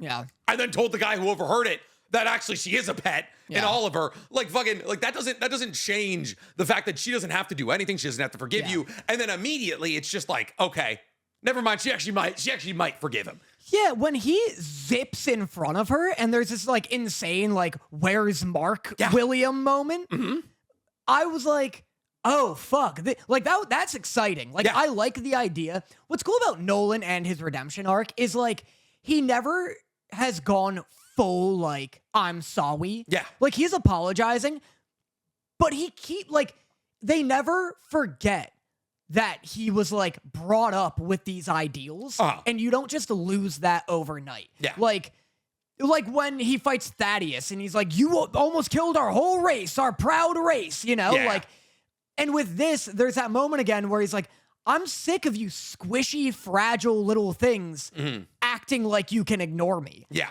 And I love that kind of conqueror side comes out of him. And I get that, like, there are, like, abusive dynamics, like, at play and, like, fear at play. Yeah. But if you're going to have Debbie, like, melt into him in this moment, I wanted an art moment where, like, the second he gets on the ship, she's, like, gasping and throwing up. Like, I feel like we built up a Debbie that wouldn't put up with this shit, and we're just getting magnetized back into them getting back together because that's what the comic says. I wonder though, because if we have that art moment, there's a clear depiction of Debbie actually being afraid of him. And I think what the coolest part about Debbie's character over the course of the season is the fact that she's been time and time again the person who was like, fuck you, fuck your shit kind of thing. Like Art is like, hey buddy, yeah, let's have some beers. And like we see him stand up to him a little bit. He's like, I only costume heroes. But like Debbie's like, and he even that getting that out of him is like a fucking lot. But like Debbie's like, get the fuck out of my house and don't come back. That's fair. And so like if there's that clear depiction of fear, it buys into that power dynamic. And like I do think there's altruistic reasons for her going to Telestria to go see Oliver. I don't necessarily think Omni-Man needs to go. I think if Omni-Man's needed anywhere. Yeah, it's Earth. It's on Earth. That's fair. Like I get that that's his son. Yeah. But like you can send Debbie. Like Debbie's the one who raised him. You abandoned him with Debbie in the first place. I guess maybe someone has to fly the ship or whatever. I don't know. I don't know how it works. Alan's wife, female, fiance. Yeah. I have no idea. What? Alan's I tried to say or fiance at for least some girlfriend. reason. Girlfriend, something like that. Dressing fiance and female came out. But yeah, so they're gonna get back together. I think they absolutely fumbled Fat Eve. Oh? Have you seen what she looks like in the comics? No. She hardly looks different in the show, and a lot of people are like addressing that. There's two types of people. Which canonically, by the way, based off Danny's type, Eve got a big boost. Relax. Big boost. Danny's, Relax. You have a type. That's not what this is about. I'm just saying you have a type, and that's what is this it? No. That was the first image I got that I pulled Can you? up. I'm trying to make like a real altruistic point here. Okay. Without sexualizing Eve for That a second. was the first image that got pulled up for me. All you've been talking about is sexualizing Eve. I'm sorry. Eve I didn't know. Thickums, and that she's my type. I thought she looked good. In the comic, they changed like her whole facial structure. Like she looks radically different. Gotcha. You're fat Eve. This right here. Yeah. Okay. She looks radically different in She the does. comic. And I mean, like, I don't know what she looks like regularly in the comics, so that's the issue here. I guess that's it. She looks like in the show. My Okay. point is, they didn't really change her face or anything, and they just kind of like gave her a little bit of weight. And Okay. there are like two people on the internet right now where people have like my stance where they're like, they didn't really commit fully to it. And then people who are making fun of her for her weight anyway, and like with fat jokes and fat phobia and stuff. Uh-huh. And I think the fact that that's happening anyway, and she like hardly put on any weight, Gotcha. Yeah. is like actually changed what she looks like. That's you know very what I mean? fair. It's weirder to do because, like, there's nothing wrong with her being like, I've been living with my parents for 10 months. I haven't been flying. I've been nervous. I just went through objectively one of the worst things a woman can go through, and I did it by myself. Yeah. My dad's sick. All this, like, there's nothing wrong with her putting on weight or anything like that. And then, but we're having this conversation about her being like insecure in her body, and like she's like, oh, I've let myself go, kind of thing, and she's put on like 15 pounds. You know, it's like, Yeah, well, I think it's like you get the worst of all worlds where you get people making fun of her weight, and then also plus-sized people don't really get the representation that like they could have gotten in making someone who's like actually like more plus sized. There's also something to be said about Mark not even noticing it. Yeah. And like that's a more poignant talking point if you're like, oh, hey, like she's actually put on like an identifiable amount of weight. In the comic, he's so into it. Oh yeah. I noticed they cut that out. It was like fucking they cut Oliver being into lobsters and that. They're like, we need to make our characters less horny in general. They didn't cut Oliver being into lobsters. Yeah, it was like an acknowledgement. It was like an acknowledgement that he got fuzzy. Like it was like in the comic, it's like he sees a lobster and he gets hard. Does he? Oh yeah, it was like there's like a full sequence where they're at a restaurant. And he's like, I fucking a lobster. Yeah. But yeah, in the comic, I don't. Maybe it comes up later. Like maybe it will come back. But like there is a bit where he's like, actually, I don't mind if you keep on the weight, and he's like staring at her ass as she's changing. Good. He's like, this is great for me, actually. It's funny because like I remember at the time, and I'm sure when it came out in like 2008 or whatever, that's Robert Kirkman being like, this is so progressive of me. Like him being into her weight gain, because he also talked about when that happened in the comics. Yeah.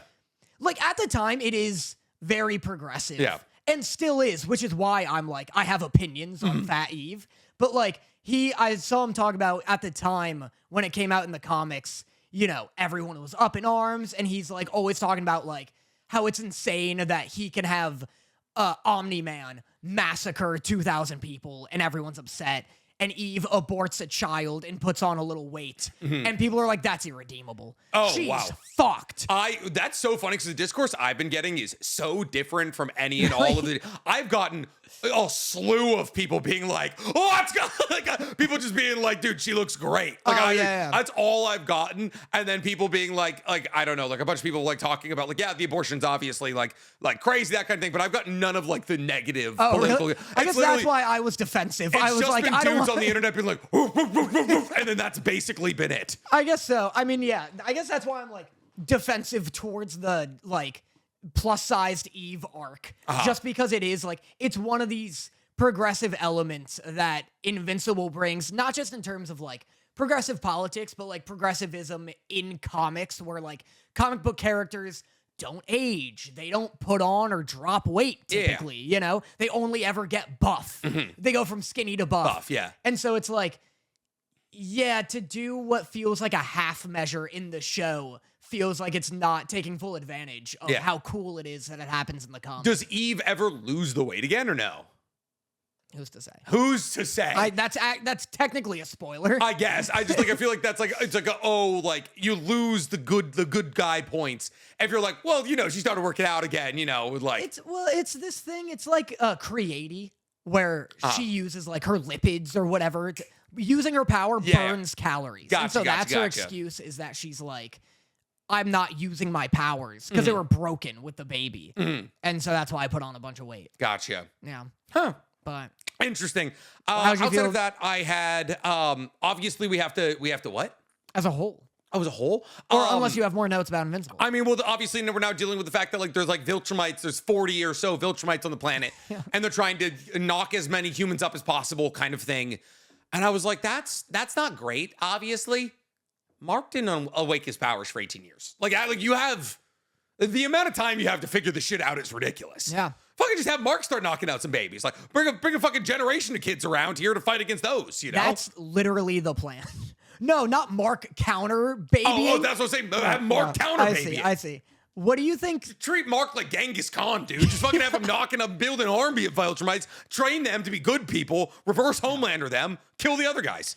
What do you think the plot is now that we've kind of put like the Viltrumite War on hold? Because the Viltrumite War is like the end game. Like once they sort that, that's kind of the end of Invincible. Yeah. What do you think they're gonna do until then? And do you think it's gonna be like a 20-year time skip? I think there's gonna be a 3 to 4 season run of General Nell leading a misfit group of bikers called the Sons of Anarchy. That'd be rad. And they're gonna be into drugs. And then the old head of the Sons of Anarchy, he's gonna be this gruff guy, nice beard, but his hands are getting too shaky to hold on to the bike nowadays. The General Nell's not like plotting to take over. But you know, then like all of his baby mamas are always yelling at him. They're like, why are you never home? He's like, 'cause I'm trying to earn you money on his motorcycle. Because they're like maybe good guys, but they also sell drugs. You've watched a lot of Sons of Anarchy. I've seen like 6 seasons. I've seen way too much Sons of Anarchy. And then we're gonna get Lucien trying to become a TV show host.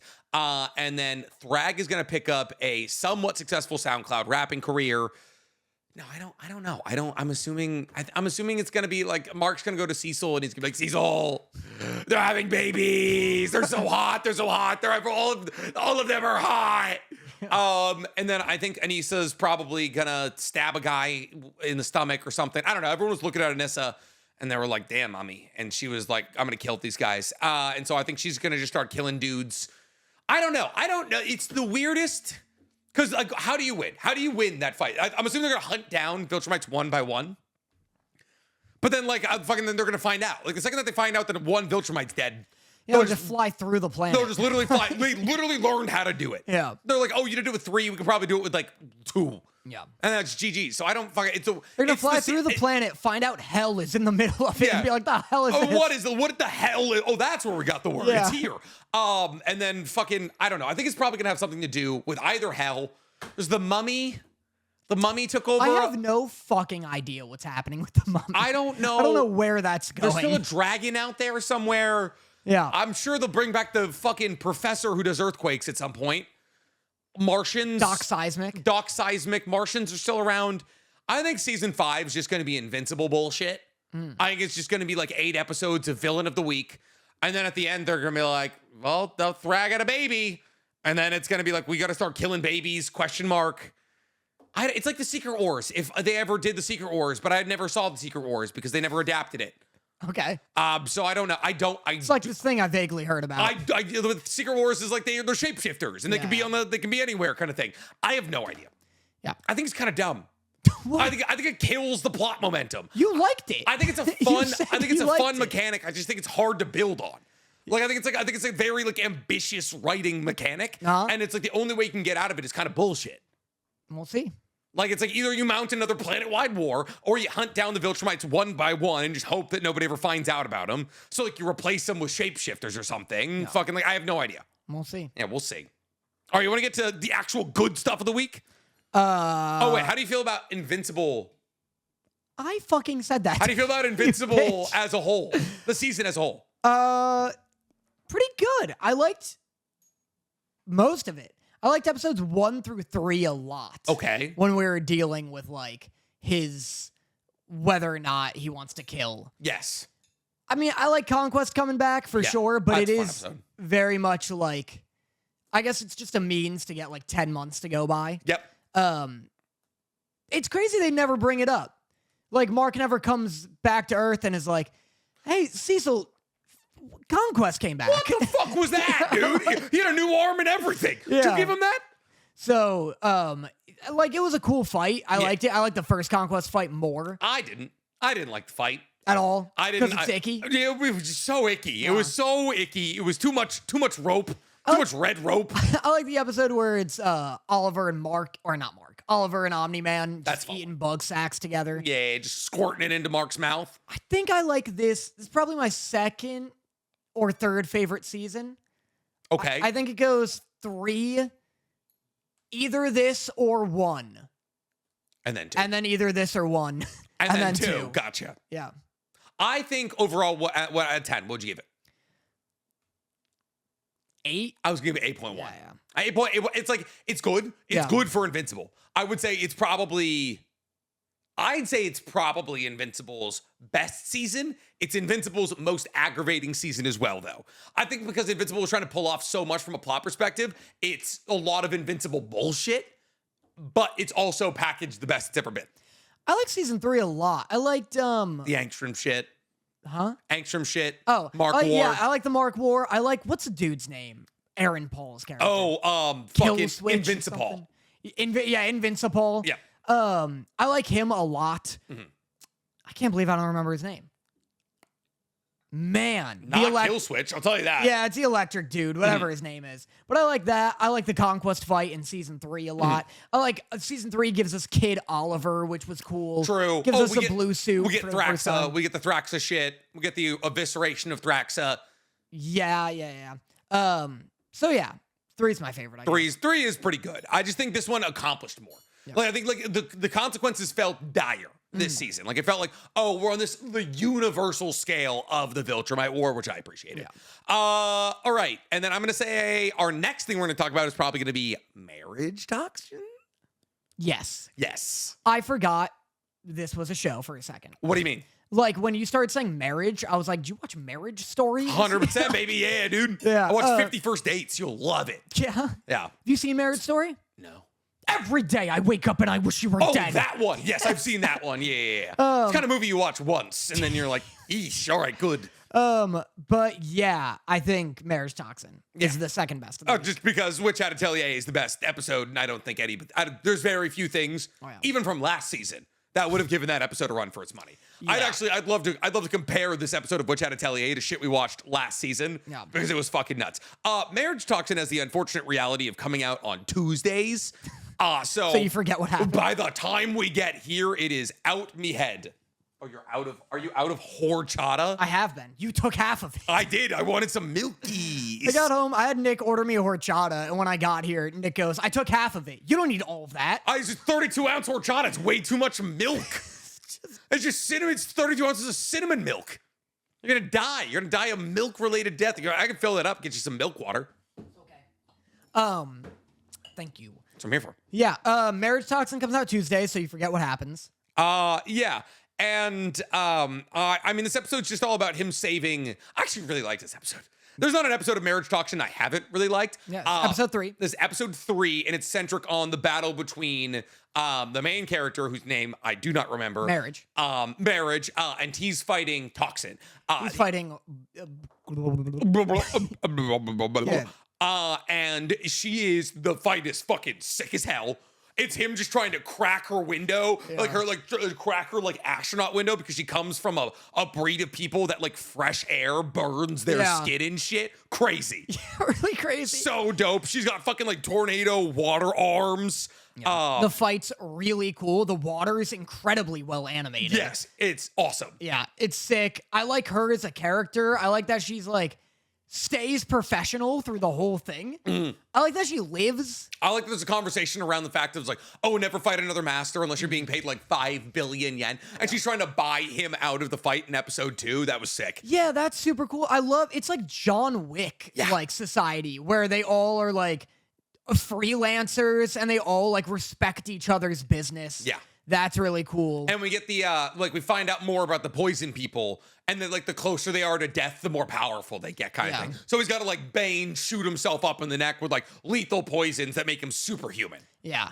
And he climbs into her suit with like a needle, like sticks it through the hole in her suit, like her broken glass face. That was awesome. That shit's sick. And then after he gets to go on a date with Baby Shark. Baby Shark, and they go to the Shark Durant. They go to the number one shark themed restaurant. And you're like, all right, yeah, no, this girl's on some kind of spectrum. I love her.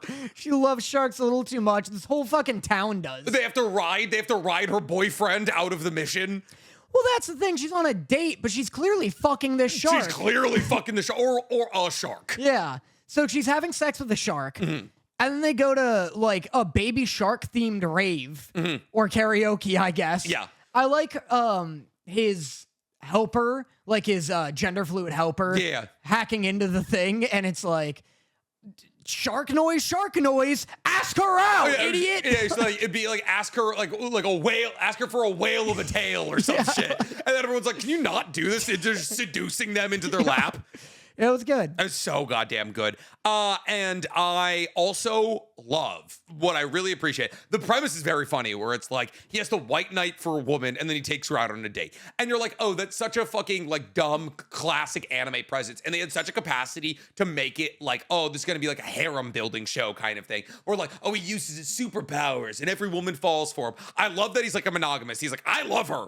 I love her. And then his friend's like, fucking like, we need to go on more dates. Like, you can't just go for the first person you ever talk to. Yeah. I also love that like he's in this position to ask her out and he's like, will you be my friend? I like that too. Which I thought was awesome because I was like, oh, what a capacity to love bomb her like while she's in this like weakened, like kind of like Play-Doh in your hands phase. And he's like, I want to play this like the appropriate way. Let me put you, first off, if I'm on a date with a girl and she's like, yeah, no, don't worry, I don't need to ride home.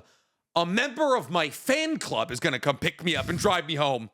That's the last date. I'm sorry. If I'm on a date with Sabrina Carpenter and she's like, don't worry, my mega fan's coming to pick me up. I'm like, no, we're not doing it. I'm sorry. Yeah, that's toxic as hell. Yeah. And also stop exploiting these like, yeah, it's like, people. oh, it's like, what? So you can sit in the back seat and be like, oh, how was your date with Mr. Man? You know, it's like, he's going to be miserable the whole ride. I like too that, because I knew where it was going, where she's like, we can't pay you with money. Is there anything else you want? And I'm like, ugh, don't ask her on a date. Yeah. And they still do something like kind of weird and manipulative, but like they're like, quirky enough. Yeah, we'll all go out together. Yeah, we'll just go get drinks. Yeah. Like, that's fine and like fair. And then, I do like that it caps off with him being like, will you be friends with me? Yeah. And I like that she respects it. And she's like, I thought you were going to ask for a date. And he wasn't like, I could have done that. Yeah. He was like, no, well, I don't know who you are. Yeah, you don't he's know like, me. we are complete and utter strangers. I have been trained on human interactions because everybody. Remember in the beginning of this episode where they're walking down a hallway and they're like, "This is kids studying. This is a family dinner." Did none of those people notice that one of their walls was glass? They're like, it's a one-way mirror. Oh, who's got a wall length mirror in their house? That's a whole wall. Yeah, he was glass mirror. Yeah, it's like, what's happening over there? Oh, it's just our glass wall. Yeah. Sometimes we hear talking on the other side. Yeah, No, don't throw stones. Yeah, don't know what that's about here. Insane. Yeah, that is funny. But yeah, I like it. It's just a good time. I just like It's a good these episode. characters. It's a fun show. And he secures a second date. Secures a second date, and he's gonna go rescue this other person. Yes. He's doing like security detail. Yeah. Next week. When that episode comes out tomorrow, and I'm so goddamn excited. I know Nick texted the group chat last week saying Happy Marriage Toxin Tuesday. Yeah, baby. I'm making it a thing. Toxin Tuesdays. Can you imagine you only almost watched? Wow, my brain's not working there. Yeah. Can you believe you almost only watched Liar's Game? I truly would have doubted your ability to ever recommend me anime again. If what you had actually told me to watch was Liar's Game. It's just a great show. Yeah, Liar's Game, dude, it's the best thing that's ever happened. Yeah. You gotta watch Tomodachi Game. You'll love it. Okay. It's just cheating, and your friends are like fucking selling you out for money, and you're putting your friends in debt so you can get out of debt. It's awesome. Sounds like the same thing. It sounds like the same thing, which is why I said Liar's Game is fucking Tomodachi Game Season 2. The same thing from Tomodachi. That's from Tomodachi, which means friend in Japanese. All right, let's talk about the best thing this week. You didn't watch Liar's Game. You're right. I did, and neither did you. I mean, Danny, I'm not. You have no high horse to sit on. Because did you watch Liar's Game or Nippon Sengoku? Did you not welch at the immediate opportunity to not watch more anime? I'd agree or disagree had I known what Welch means. Yeah. The second the door, the emergency exit, you saw a little rock holding it. Oh, you were clear out of the building. Clear out of the building. It's nice. Yeah. I won't lie. Jenny, we're still an hour and 33 minutes into this. We got lots to chat about. All right, let's wrap her up. Which Atelier? Episode 4? 5. No dice. 2 episodes came out first week. And then 3 was the Dada range. Next episode's episode 6. You're right. Yep. Episode 5. Episode 5. What'd you think? I just transcended. It's insane. Like I don't even know how to describe this episode to somebody who hasn't watched it. It is the most female-centric written manga plot of all time. It's hilariously beaten off the beaten path of shonen. Where obviously last episode we're getting traced around like a dragon. And like we're all yelling at Coco, we're pissed, we're lost, there's a maze, we're in a labyrinth. And then in this episode, all the girls put their heads together and they're like, Coco, I love you. I'm sorry. You mean the world to me.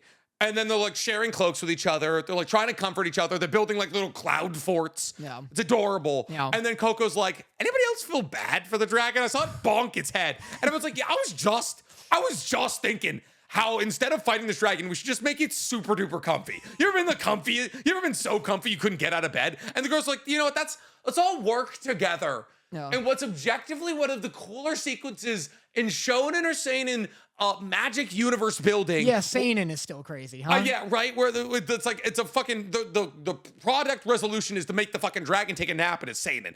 And they're like, we're gonna do actual hard work in the confines of a power system and make this work, and we're gonna explain it in detail. That's gonna make sense. We're gonna fucking pulverize sand, collect it, use fire, use water, and build a gigantic auto fluffing bed for a dragon. And that sounds stupid. Well, imagine I packaged it with the best animated thing you've ever seen in your entire goddamn life. Yeah. Is this what Dr. Stone is? No, Dr. Stone is it's a bunch of hilariously thick women who haven't showered in months but don't look it, wearing it's funny because some of the people have full suits on because they have people who can sew. But then the ones who got unlocked a little earlier, they still wear like stringy tunics, you know? I thought it was about science. Oh, that's my question. Well, yeah, no. I mean, they make a boat occasionally, but then it's also, you know.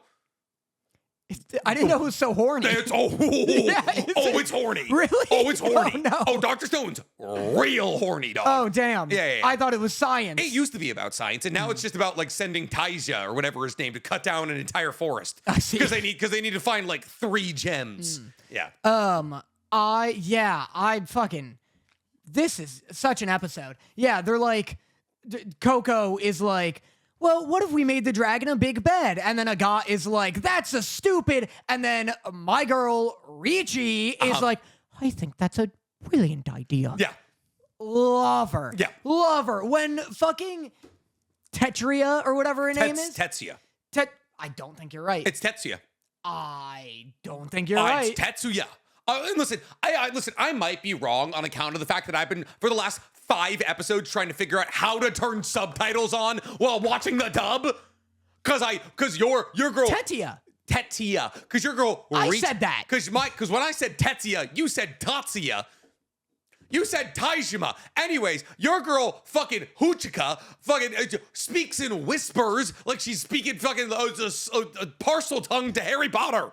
As long as you know you're actively gaslighting, that's all I care about. Yeah, 100%. Yeah, I needed subtitles for her. I can't figure out how to turn subtitles on while watching the dub. And I want to watch the dub because I love all their voices. I got to the point where I accidentally turned on English AD. And it's like Coco runs into a dragon now. Didn't even know it was a thing they did. Yeah. I didn't even know it was a thing. Because whenever you go to languages, this is the only anime on Crunchyroll I've ever seen with an AD option. Yeah. And I'm assuming it's because not that much happens.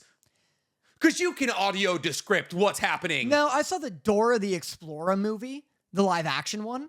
Lots happens. And that has an AD version. From the top. from just start at the very beginning and tell me how we got to this moment right here and what mistake I made along the way that allowed me to be a part of it. Well, in September 2023, September of 01. Fucking yeah, I watched the Dora the Explorer movie. Tons happens. Is and there's an Dwayne AD the Rock option. Johnson in that one? No, but you'd think so. It feels like That's that vibe. feels like a Dwayne the Rock Johnson Yeah. movie. No one is really in it. Why did you know there's an AD version? Because I watched the Dora the Explorer movie. Okay. And I accidentally set it to AD. Good. Yeah. So they were describing everything that was happening on screen. Boots it makes monkey noises. Like, I fucking heard that. Thank you. Yeah, AD is so confusing me because obviously it's for like the visually impaired. Yes. But like they talk over the characters. Do they? Well, yeah. I had it on if for they're doing stuff also. I had it on for like 30 seconds and it was just like I got hands the wand to Coco or something. Yeah, it's like if the character's talking and doing an action, it'll talk over the talking. Yeah. So it seems wildly confusing. So the description is more important than the people actually talking. I guess so. Unfortunately, people tend to be talking while shit's happening. Yeah. But anyway, yeah, I love when Tetia fucking domain expansions Coco's ass. Yeah. And then Rishi pops in and she's like, I'm coming in. Yeah, she's like, it's warm in here. Yeah. Anyways, so there's the Cloud Fort moment here, and like we're building up Coco. We're like trying to make her like feel better about the fact. I like that we get a big like forgiveness moment from Tetia here, being like, I'm sorry I looked at you like that. And we're building out like this huge plan, and we have your girl. Wait, no, Tetia. Wait, what's the blue ones? Name? Rishi's over there just fucking pounding out sigils, dude. She's got like the speed writing ability and all that. And they do such a good job of describing how they're gonna do it. And you see like Agat and all of them like building out like the sequencing. They're like, oh, what if we use the layer of air? Or like, and then they're like, oh, we need something sturdy enough. And they're like, oh, like what about cotton? And we'd just be making a mattress. And like, that seems like the kind of thing that you would be bored about. Like you would be like, oh, like fucking, I don't want to listen to these girls talk about how Me to specifically, or the general just like the general public. Oh, Like, I don't want you. to watch these girls trying to figure out how to draw the best circle for 15 minutes, and they do such a good job of making it compelling. Yeah. And so like I like specifically wrote, I was like, what a cool and unique way to display action, because like the dragon flops down on this bed, and like it's a very non-traditional closing. It's a very non-traditional closing to like this like whole like sequence with the dragon. Like you're like, oh, the dragon still got its head. You're like, it's like that's very rare for the dragon to be fucking walking away with this like full bodied. And then out of nowhere, you also get exactly what you get in a regular shonen sequence, where Kefri falls in with his flying shoes, and he's just like blowing the dragon away with like a water dragon 9 times its size. Yeah, it is funny that we get the like Hamtaro-ass conclusion of it, where they like build a nice cozy pillow, and then the dragon turns into a dog and like snuggles into it. Yeah. And then Agat starts falling, and the dragon's like fucking right up in her business. Yeah, it's like, oh, never mind. If there's a child in danger, I can get out of bed here. Yeah. Maybe the dragon was just trying to save her. Perhaps. I mean, Agat was the big-ass mastermind mouth. behind making a bed that's gonna fluff up forever for the thing. I thought the dragon was more sentient than like, or like more intelligent than they're making it out. Clearly not. Because, well, when they built a bed, I was like, I don't think it's going to work, because I think the dragon is the other witch. Because they do like a match cut in the last episode where the witch is like, now Coco, get tested or whatever. And then they like morph into the dragon. Yeah. But I guess not. But yeah, dude, when the dragon fucking snaps at her, and then we get like this unnecessary like 3 minutes of animation. Yeah. I mean, like, all of, like, well, there's that. Like, there's, like, the fucking dragon, like, drowning in fucking Queefree's spell or something like that. And then we get the sequence of Coco, like, being embraced by the mask, whatever, like, mage or witch or whatever. Yeah. And then being like, oh, you're my seed I planted kind of thing. And it's just, like, black and white, like, sketchy representation of it all. The city's, like, upside down. She's, like, falling up. It was, like, ridiculously artsy. And I was like, I get that they knew that this was going to be popular. And I get that they knew that they had to match the vibe of, like, a beautiful manga. But, like, I just don't understand how like season 1 is getting this much budget. It's all manga sales. I guess. It is. Is it that popular of a manga? Yeah. I get. Like, it's also it predates JJK, which I didn't know. Like from the manga came out earlier than JJK. Yeah. I didn't know this was so fucking old. It's interesting that it took longer than JJ. I mean, but that to me, that's indicative the manga sales weren't as good. I mean, JJK is like all time when it comes to manga sales. Well, yeah. But I mean, I guess that's like being like, oh, I don't know, fucking, what's a medium movie that came out? That's like being like, oh, did K-pop Demon Hunters make a lot of money? I didn't think it made as much as Avatar. Well, you I know, guess, like, yeah, that's fair. Like, JJK is like the record-breaking manga sales. But that being said, like the only thing that I could actively compare from a animation standpoint would be the most recent season of JJK.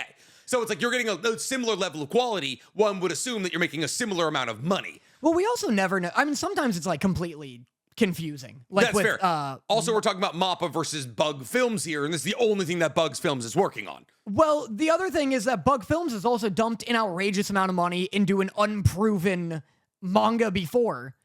True. With Zom 100. But again, Yeah. this, I know Witch Hat Atelier, it was popular, like pre this. I'm looking into like manga sale. Is Witch Hat Atelier's manga done? That's the real Yeah. question. It's not? And Witch Hat is monthly, chat's saying. Oh, It's gotcha. because That it's changes things. monthly. JJK is weekly, this is monthly. They're saying that affects sales. I mean, I guess that makes That makes sense. sense, yeah. Because like I was like looking at like the Manga Plus like manga ratings, and it's not even top 40. But also that wouldn't really like Boruto is monthly, and it gets like accounted into that. Like whenever Boruto comes out, it stays at the top for like a very, very long time.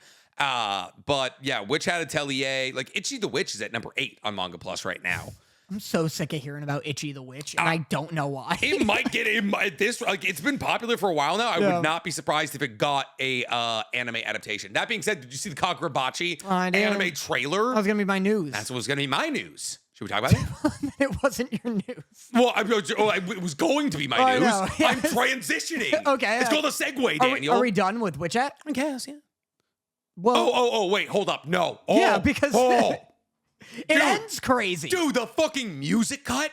Yeah. Dude, the music cut was nuts. Yeah, isn't that crazy? Free being like, you're not going to tell anyone about this. And he's like, but we have a duty. And there's like this, and he just fucking stares at the dude. And it's like Aizen catching Ichigo's blade and stopping his OST.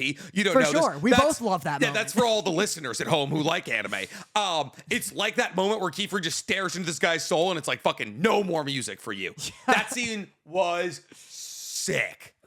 I don't know what Kiefer's deal is, and I feel like he's the seinen. I feel like this is gonna have some fucking twist, and we're gonna get like Kiefer's the Griffith or something, you know? That'd be sick. Yeah. I feel like we're gonna get some like sliding bike. Huh? Sliding motorcycle. Akira? Akira. We're gonna get an Akira moment where like somebody gets like a fucking, that was a good. I thought you were like, I don't know why. I thought you were doing some like reverting to when you were 6, and you were like, oops, sliding bike, got a poopy. Like something. Yeah, you like used to fucking, say to I'm your like aunt. Egypt. I'm like Pharaoh walking. There's Dookie in my pants. I gotta get out of here. Like, Finger gun out of here, guys, ladies and Oops, gentlemen. boom, boom. Oh. What was that? Shorts full of shit. All right, let me get out. Let me get out of here. All right. Oh boy, good thing I'm on the black chair. Good stuff. Good stuff. What? Like the idea that you're like, good thing I'm on the black chair. My shit's been black.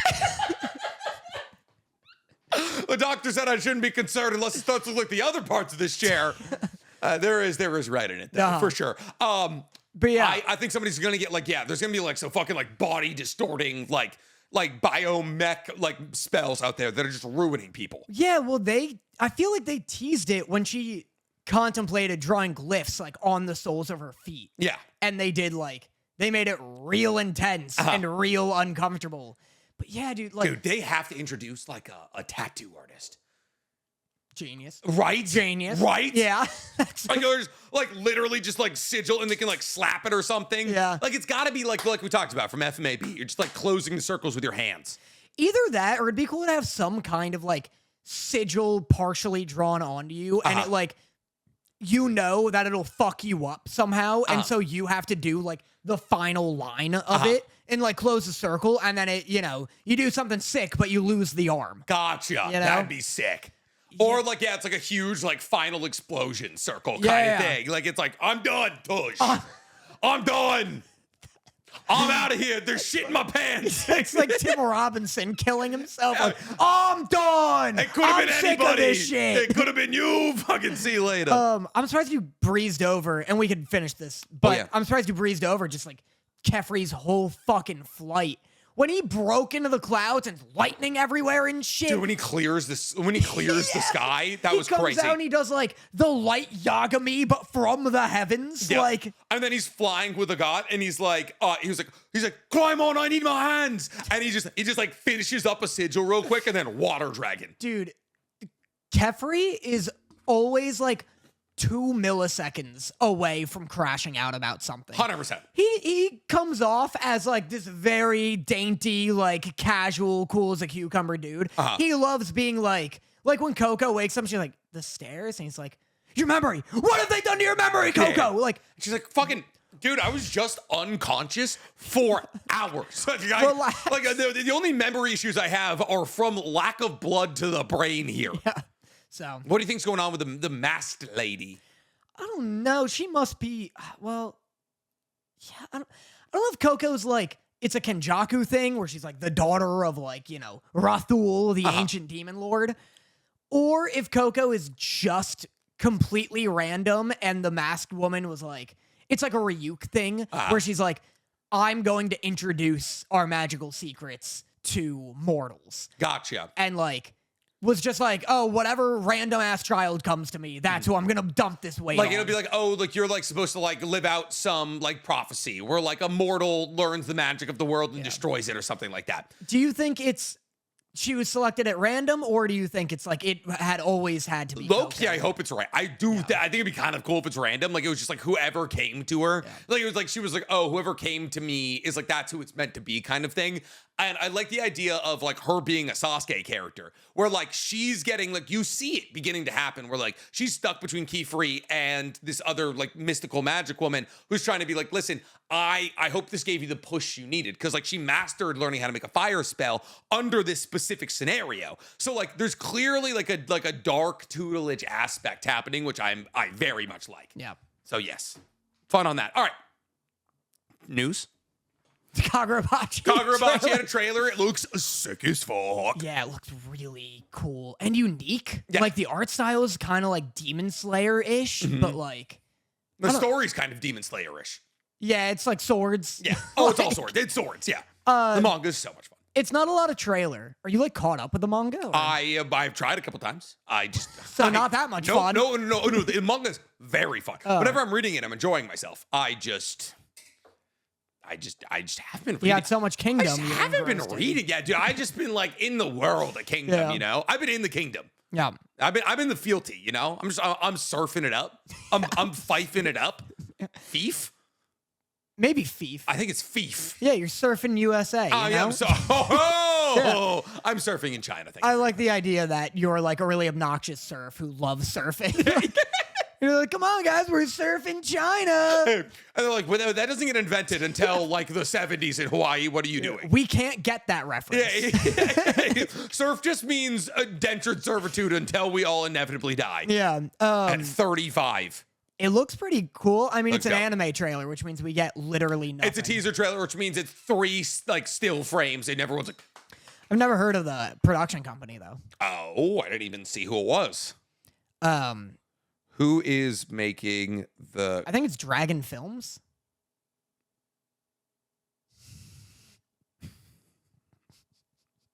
No, I won't. Oh, Danny. Whoa. I've never heard of Dragon Films. We created Danny. a vacuum. That was so tense. Oh, the Kagurabachi TV anime adaptation is being produced by Studio Sypic. Sipe this dick. No, that's actually who it is. Studio Sypic, formerly Games Pictures. So that's the people who made Uma Musume, I believe. They do that. They do Grand Blue, which are games. They do a lot of game stuff. Yeah. They made They're Uma side Musume, games. Cinderella Gray. And the director is Tetsuya Takeuchi, who was a key animator for Naruto. Wow. Wow. So that's Kagurabachi. All right, should we do our game? Sure. Or should we save it? We could do it. We don't have Invincible to talk about next week. That's the thing. Oh, I see. Do you have a best boy?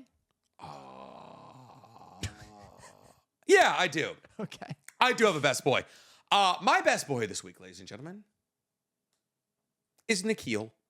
Okay. So I hung out with him at FanFest, and I love that man. He's I cool. love that man. Me and him were drinking. He is a little bit more of a lightweight than I am. It was very cute. But he's a very nice guy. I also hung out with Waffalo, saw Soups, saw Juju, hung out with a bunch of people here, brought Lonnie.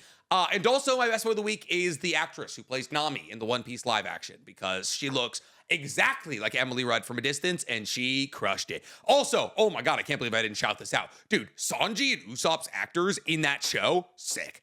Yeah. Actual three sword, like Zoro, like they do like slow time things, and like he's like wielding three swords, and Sanji's like hitting like parkour triple kicks. Wow. Dope as fuck. Dude, I meant to say this back when we talked about One Piece, which we were supposed to do every week. I feel like the issue that I come across with like Zoro's fight scenes is that it's very clear that Makinu isn't being given anyone who can keep up with him. Fair. Like, he's really talented. He's a career swordsman. Yeah, he's like really talented and really good, and it's a lot of like just extras getting thrown around because they can't really like.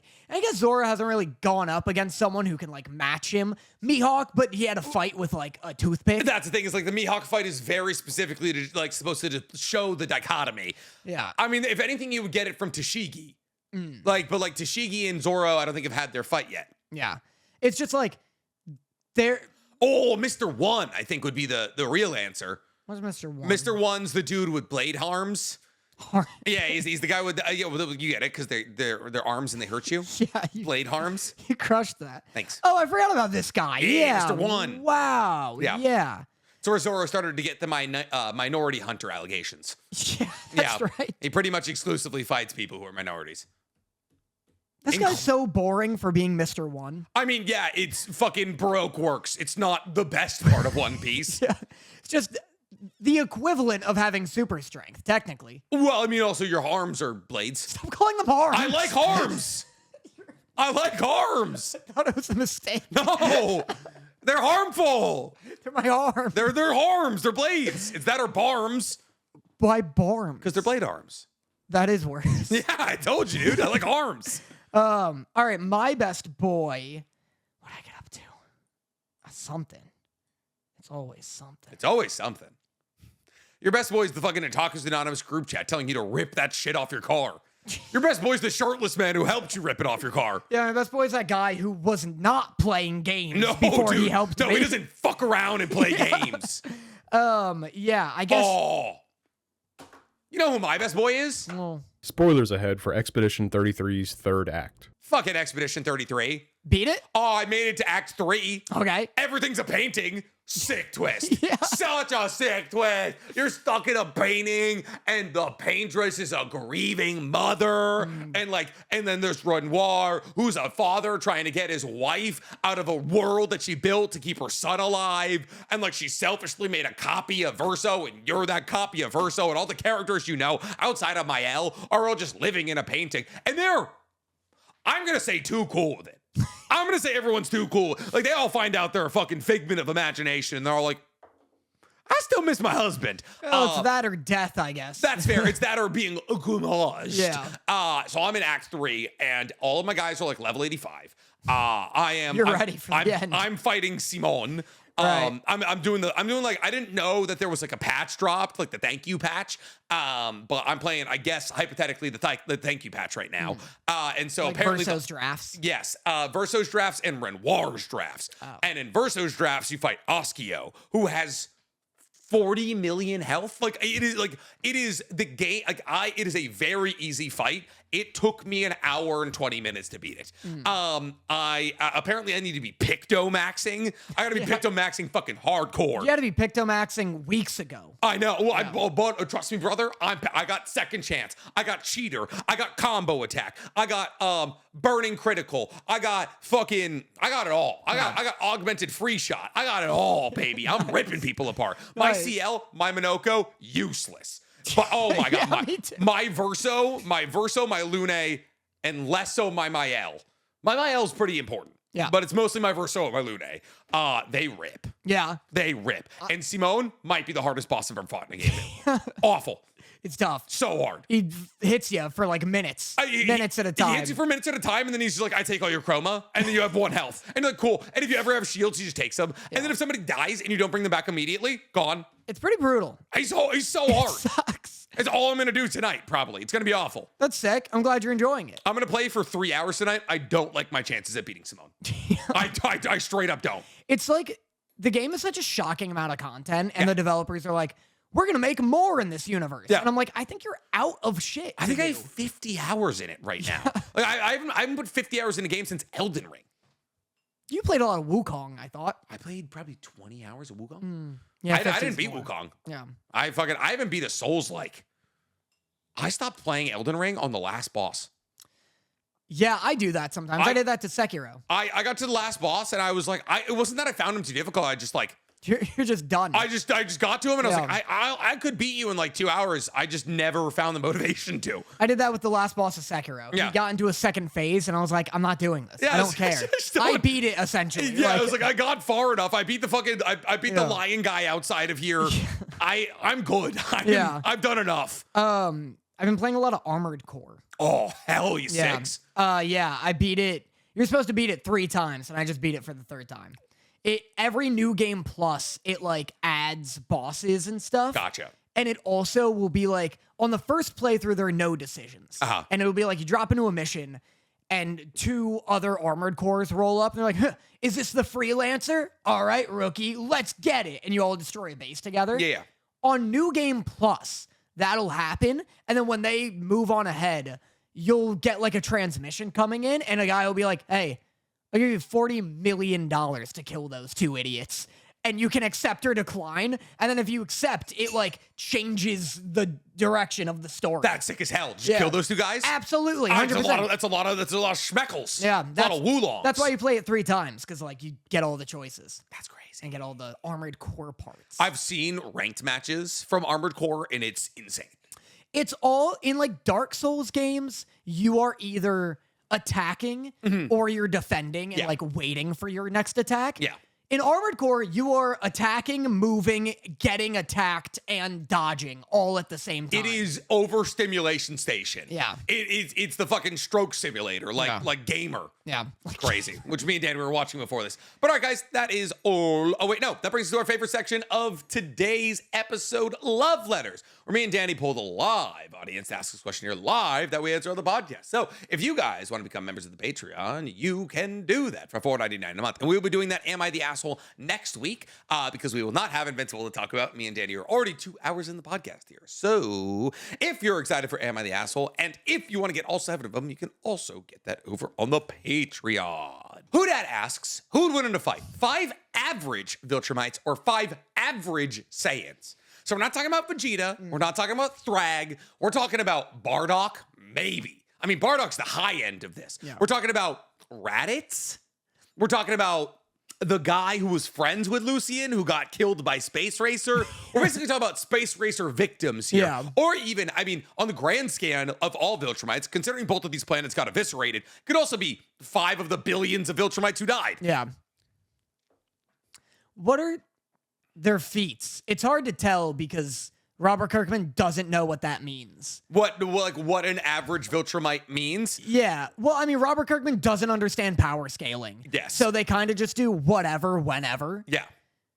And Well, yeah. We know for a fact that none of the average Saiyans scale to planet level on account of the fact that a planet level attack kills them all, right? Like Bardock tries to blow back Vegeta's like beam that blows up planet You mean freezes? Frieza's, yeah. Tries to blow back Frieza's, he does like some iteration of a Kamehameha, trying to blow back Frieza's laser, but like Frieza's laser that blows up Planet Vegeta, or Planet Saiyan? Planet Vegeta. Planet Vegeta, that's what I Oh, thought. God. Our credibility. I'm well known for not knowing Dragon Ball all that well, but he tries to fight back against it. That attack that wipes out all of Planet Vegeta also kills all the Saiyans that aren't on planet, or that are on planet. Yeah. So they're below planet level. I'm assuming your average Viltrumite is also below planet level. Yeah. I also... The The fact that they can do ki blasts, though, That's big. and they all turn into gorillas. Yeah, 100% of them. They all 100% of them do have a great ape transformation. It's a question as to whether or not they can control said great ape transformation. Because even Nappa never undergoes a great ape transformation. There's no moon when he gets there. There was because Piccolo destroyed the moon. Yeah. Vegeta has to make his own moon. I forgot about that. Also, it's all silly. Also, Nappa gets his great ape form in Tenkai Budiichi 2 and 3. Okay. Yeah. Budokai Tenkaichi. Jesus Christ! From the top. Yeah. Loose goose ass. Yeah. But fucking yeah, it's tough because like I think ki blasts. The range is undeniable. Yeah, it's such a advantage. Mm-hmm. And I think like even Vegeta, like we want to say Nappa is like an average Saiyan. Okay. Although Vegeta's the prince of them. Vegeta is the prince of all Saiyans. Vegeta's power level in the Saiyan saga is 18,000. Nappa's is 4,000. Oh, so Nappa. So I Nappa guess. is something. Nappa or Raditz. But regardless, I think they're still like faster than the speed of the eye. 100%. Oh my At God, that time, 100%. And also, the Great Ape form makes them 10 times stronger, canonically. Yeah. So, like, Vegeta in his Great Ape form has a power level of 180,000. Nappa would have 40,000. Yeah. And so, like, if we're talking about a 10x multiplier for your average Saiyan, that feels like that's enough to get them over a Viltrumite, right? Like, a Viltrumite is, like, at the highest level. We're talking Mark, we're talking Thaddeus, we're talking Omni-Man, and they had to follow Space Racer's laser while working together simultaneously to destroy Planet Viltrum. Now, I'm not saying the average Viltrumite probably wouldn't be able to do that. They probably would have died in the middle. And because those are upper enders, like, they are just reaching, like, moon level. And, like, Piccolo is moon level. Piccolo do be blasting the moon. Like, fucking, like, Master and he could Roshi's barely moon kill level. Raditz. Yeah, When he destroyed the moon. exactly. Yeah, that's true. Yeah, so like Raditz could destroy a moon. Raditz could destroy a moon. 100%. Theoretically. Yes. And I don't... I mean, if Master Roshi can destroy the moon, yeah. Yeah. And I don't know. I guess a Viltrumite could probably fly through the moon. But it's so random. Like, it's so much harder to understand in Invincible. Yeah. Because you're like, oh, Mark's the upper echelon. Mm-hmm. Mark is constantly getting disemboweled by, like, seemingly random ass, like, Yakuza thugs. But also, all of the Viltrumites that we see in Invincible aren't technically average Viltrumites because they're the ones who survived the Scourge virus. Well, if you're like... At least if you're going by their metrics. If you are saying average as in like a Viltrumite accountant, then you have to also say like a Saiyan accountant. Like we mean average warrior. Okay, but like still, I'm talking about like still, if we're talking average Saiyan versus average Viltrumite, we're talking about like both of these races before their planets were destroyed, right? Yeah. So like the average Viltrumite we see in Invincible is a Viltrumite who is strong enough to survive the Scourge virus. And so like that's not even, those 50 or so aren't even the average Viltrumites. Why is it 5-on-5? I don't know. Why wouldn't it just be 1-on-1? Classic. Well, do we go Strongest War? What was that show on Spike TV? Deadliest Warrior? Deadliest Warrior strategy here. Well, do we give Viltrumites points because they're more strategic seemingly? Then Saiyans? Saiyans go one at a time. That's true. They are solo fighters. They show up to Earth and Vegeta's like, Nappa, handle it. But you know what Saiyans have that Ultramites don't? Fusion. Fusion, good. But also, the longer they fight, the stronger they get. That's not true. Why? They have to recover? That's it. Yeah, they have to recover. Well, you know, like, that's not winning the fight, dog. Okay, but there's an intermission in the middle, you know? If they have to recover because of their near-death wounds, that's the Viltrumites winning. Maybe. But maybe they've been to Planet Namek, you know, and maybe they know instant transmission. Well, probably not. That's not an average. But like the Saiyans are, that's a good point. They're singular fighters. Well, it depends on if a Viltrumite has ki. Viltrumite doesn't have ki. Because there's no verse equalization here. Okay, if there's no verse equalize, well, because people were getting mad because I saw Gojo versus Thrag going around, and people were like talking about Thrag's cursed energy because technically everyone has cursed energy if Gojo does. I see where you're. I hate. I see where your politics are. I hate verse equalization so much. Like fucking, can Thrag fly through the infinity? That's it. Like don't be like, oh, what would his domain expansion look like? Well, like fuck off. I think it's less that and more like if Naruto fights Goku, Yeah. we need to understand that what Goku calls chi, Naruto calls chakra. Yes. You know what I mean? But that's because there's a similar power system in both universes. But couldn't you say that Thrag flies because of cursed energy? Like, it's not that he would know a domain expansion. It's that, like, it's like Tan? No. What about it? It's like Tau, where everyone gets to this island and the dude's like, oh, I fucking can see because I sense ki. And everyone's like, that's not ki, it's Tau. Yeah. Like, everyone has these abilities and they learn that they it's have like all the same ninjutsu, thing. and they're like, oh, that's not ninjutsu, it's Tao. Yeah, I think that's how I interpret it, where it's not that it's like, oh, Gojo versus Thrag, that means Thrag gets a domain expansion.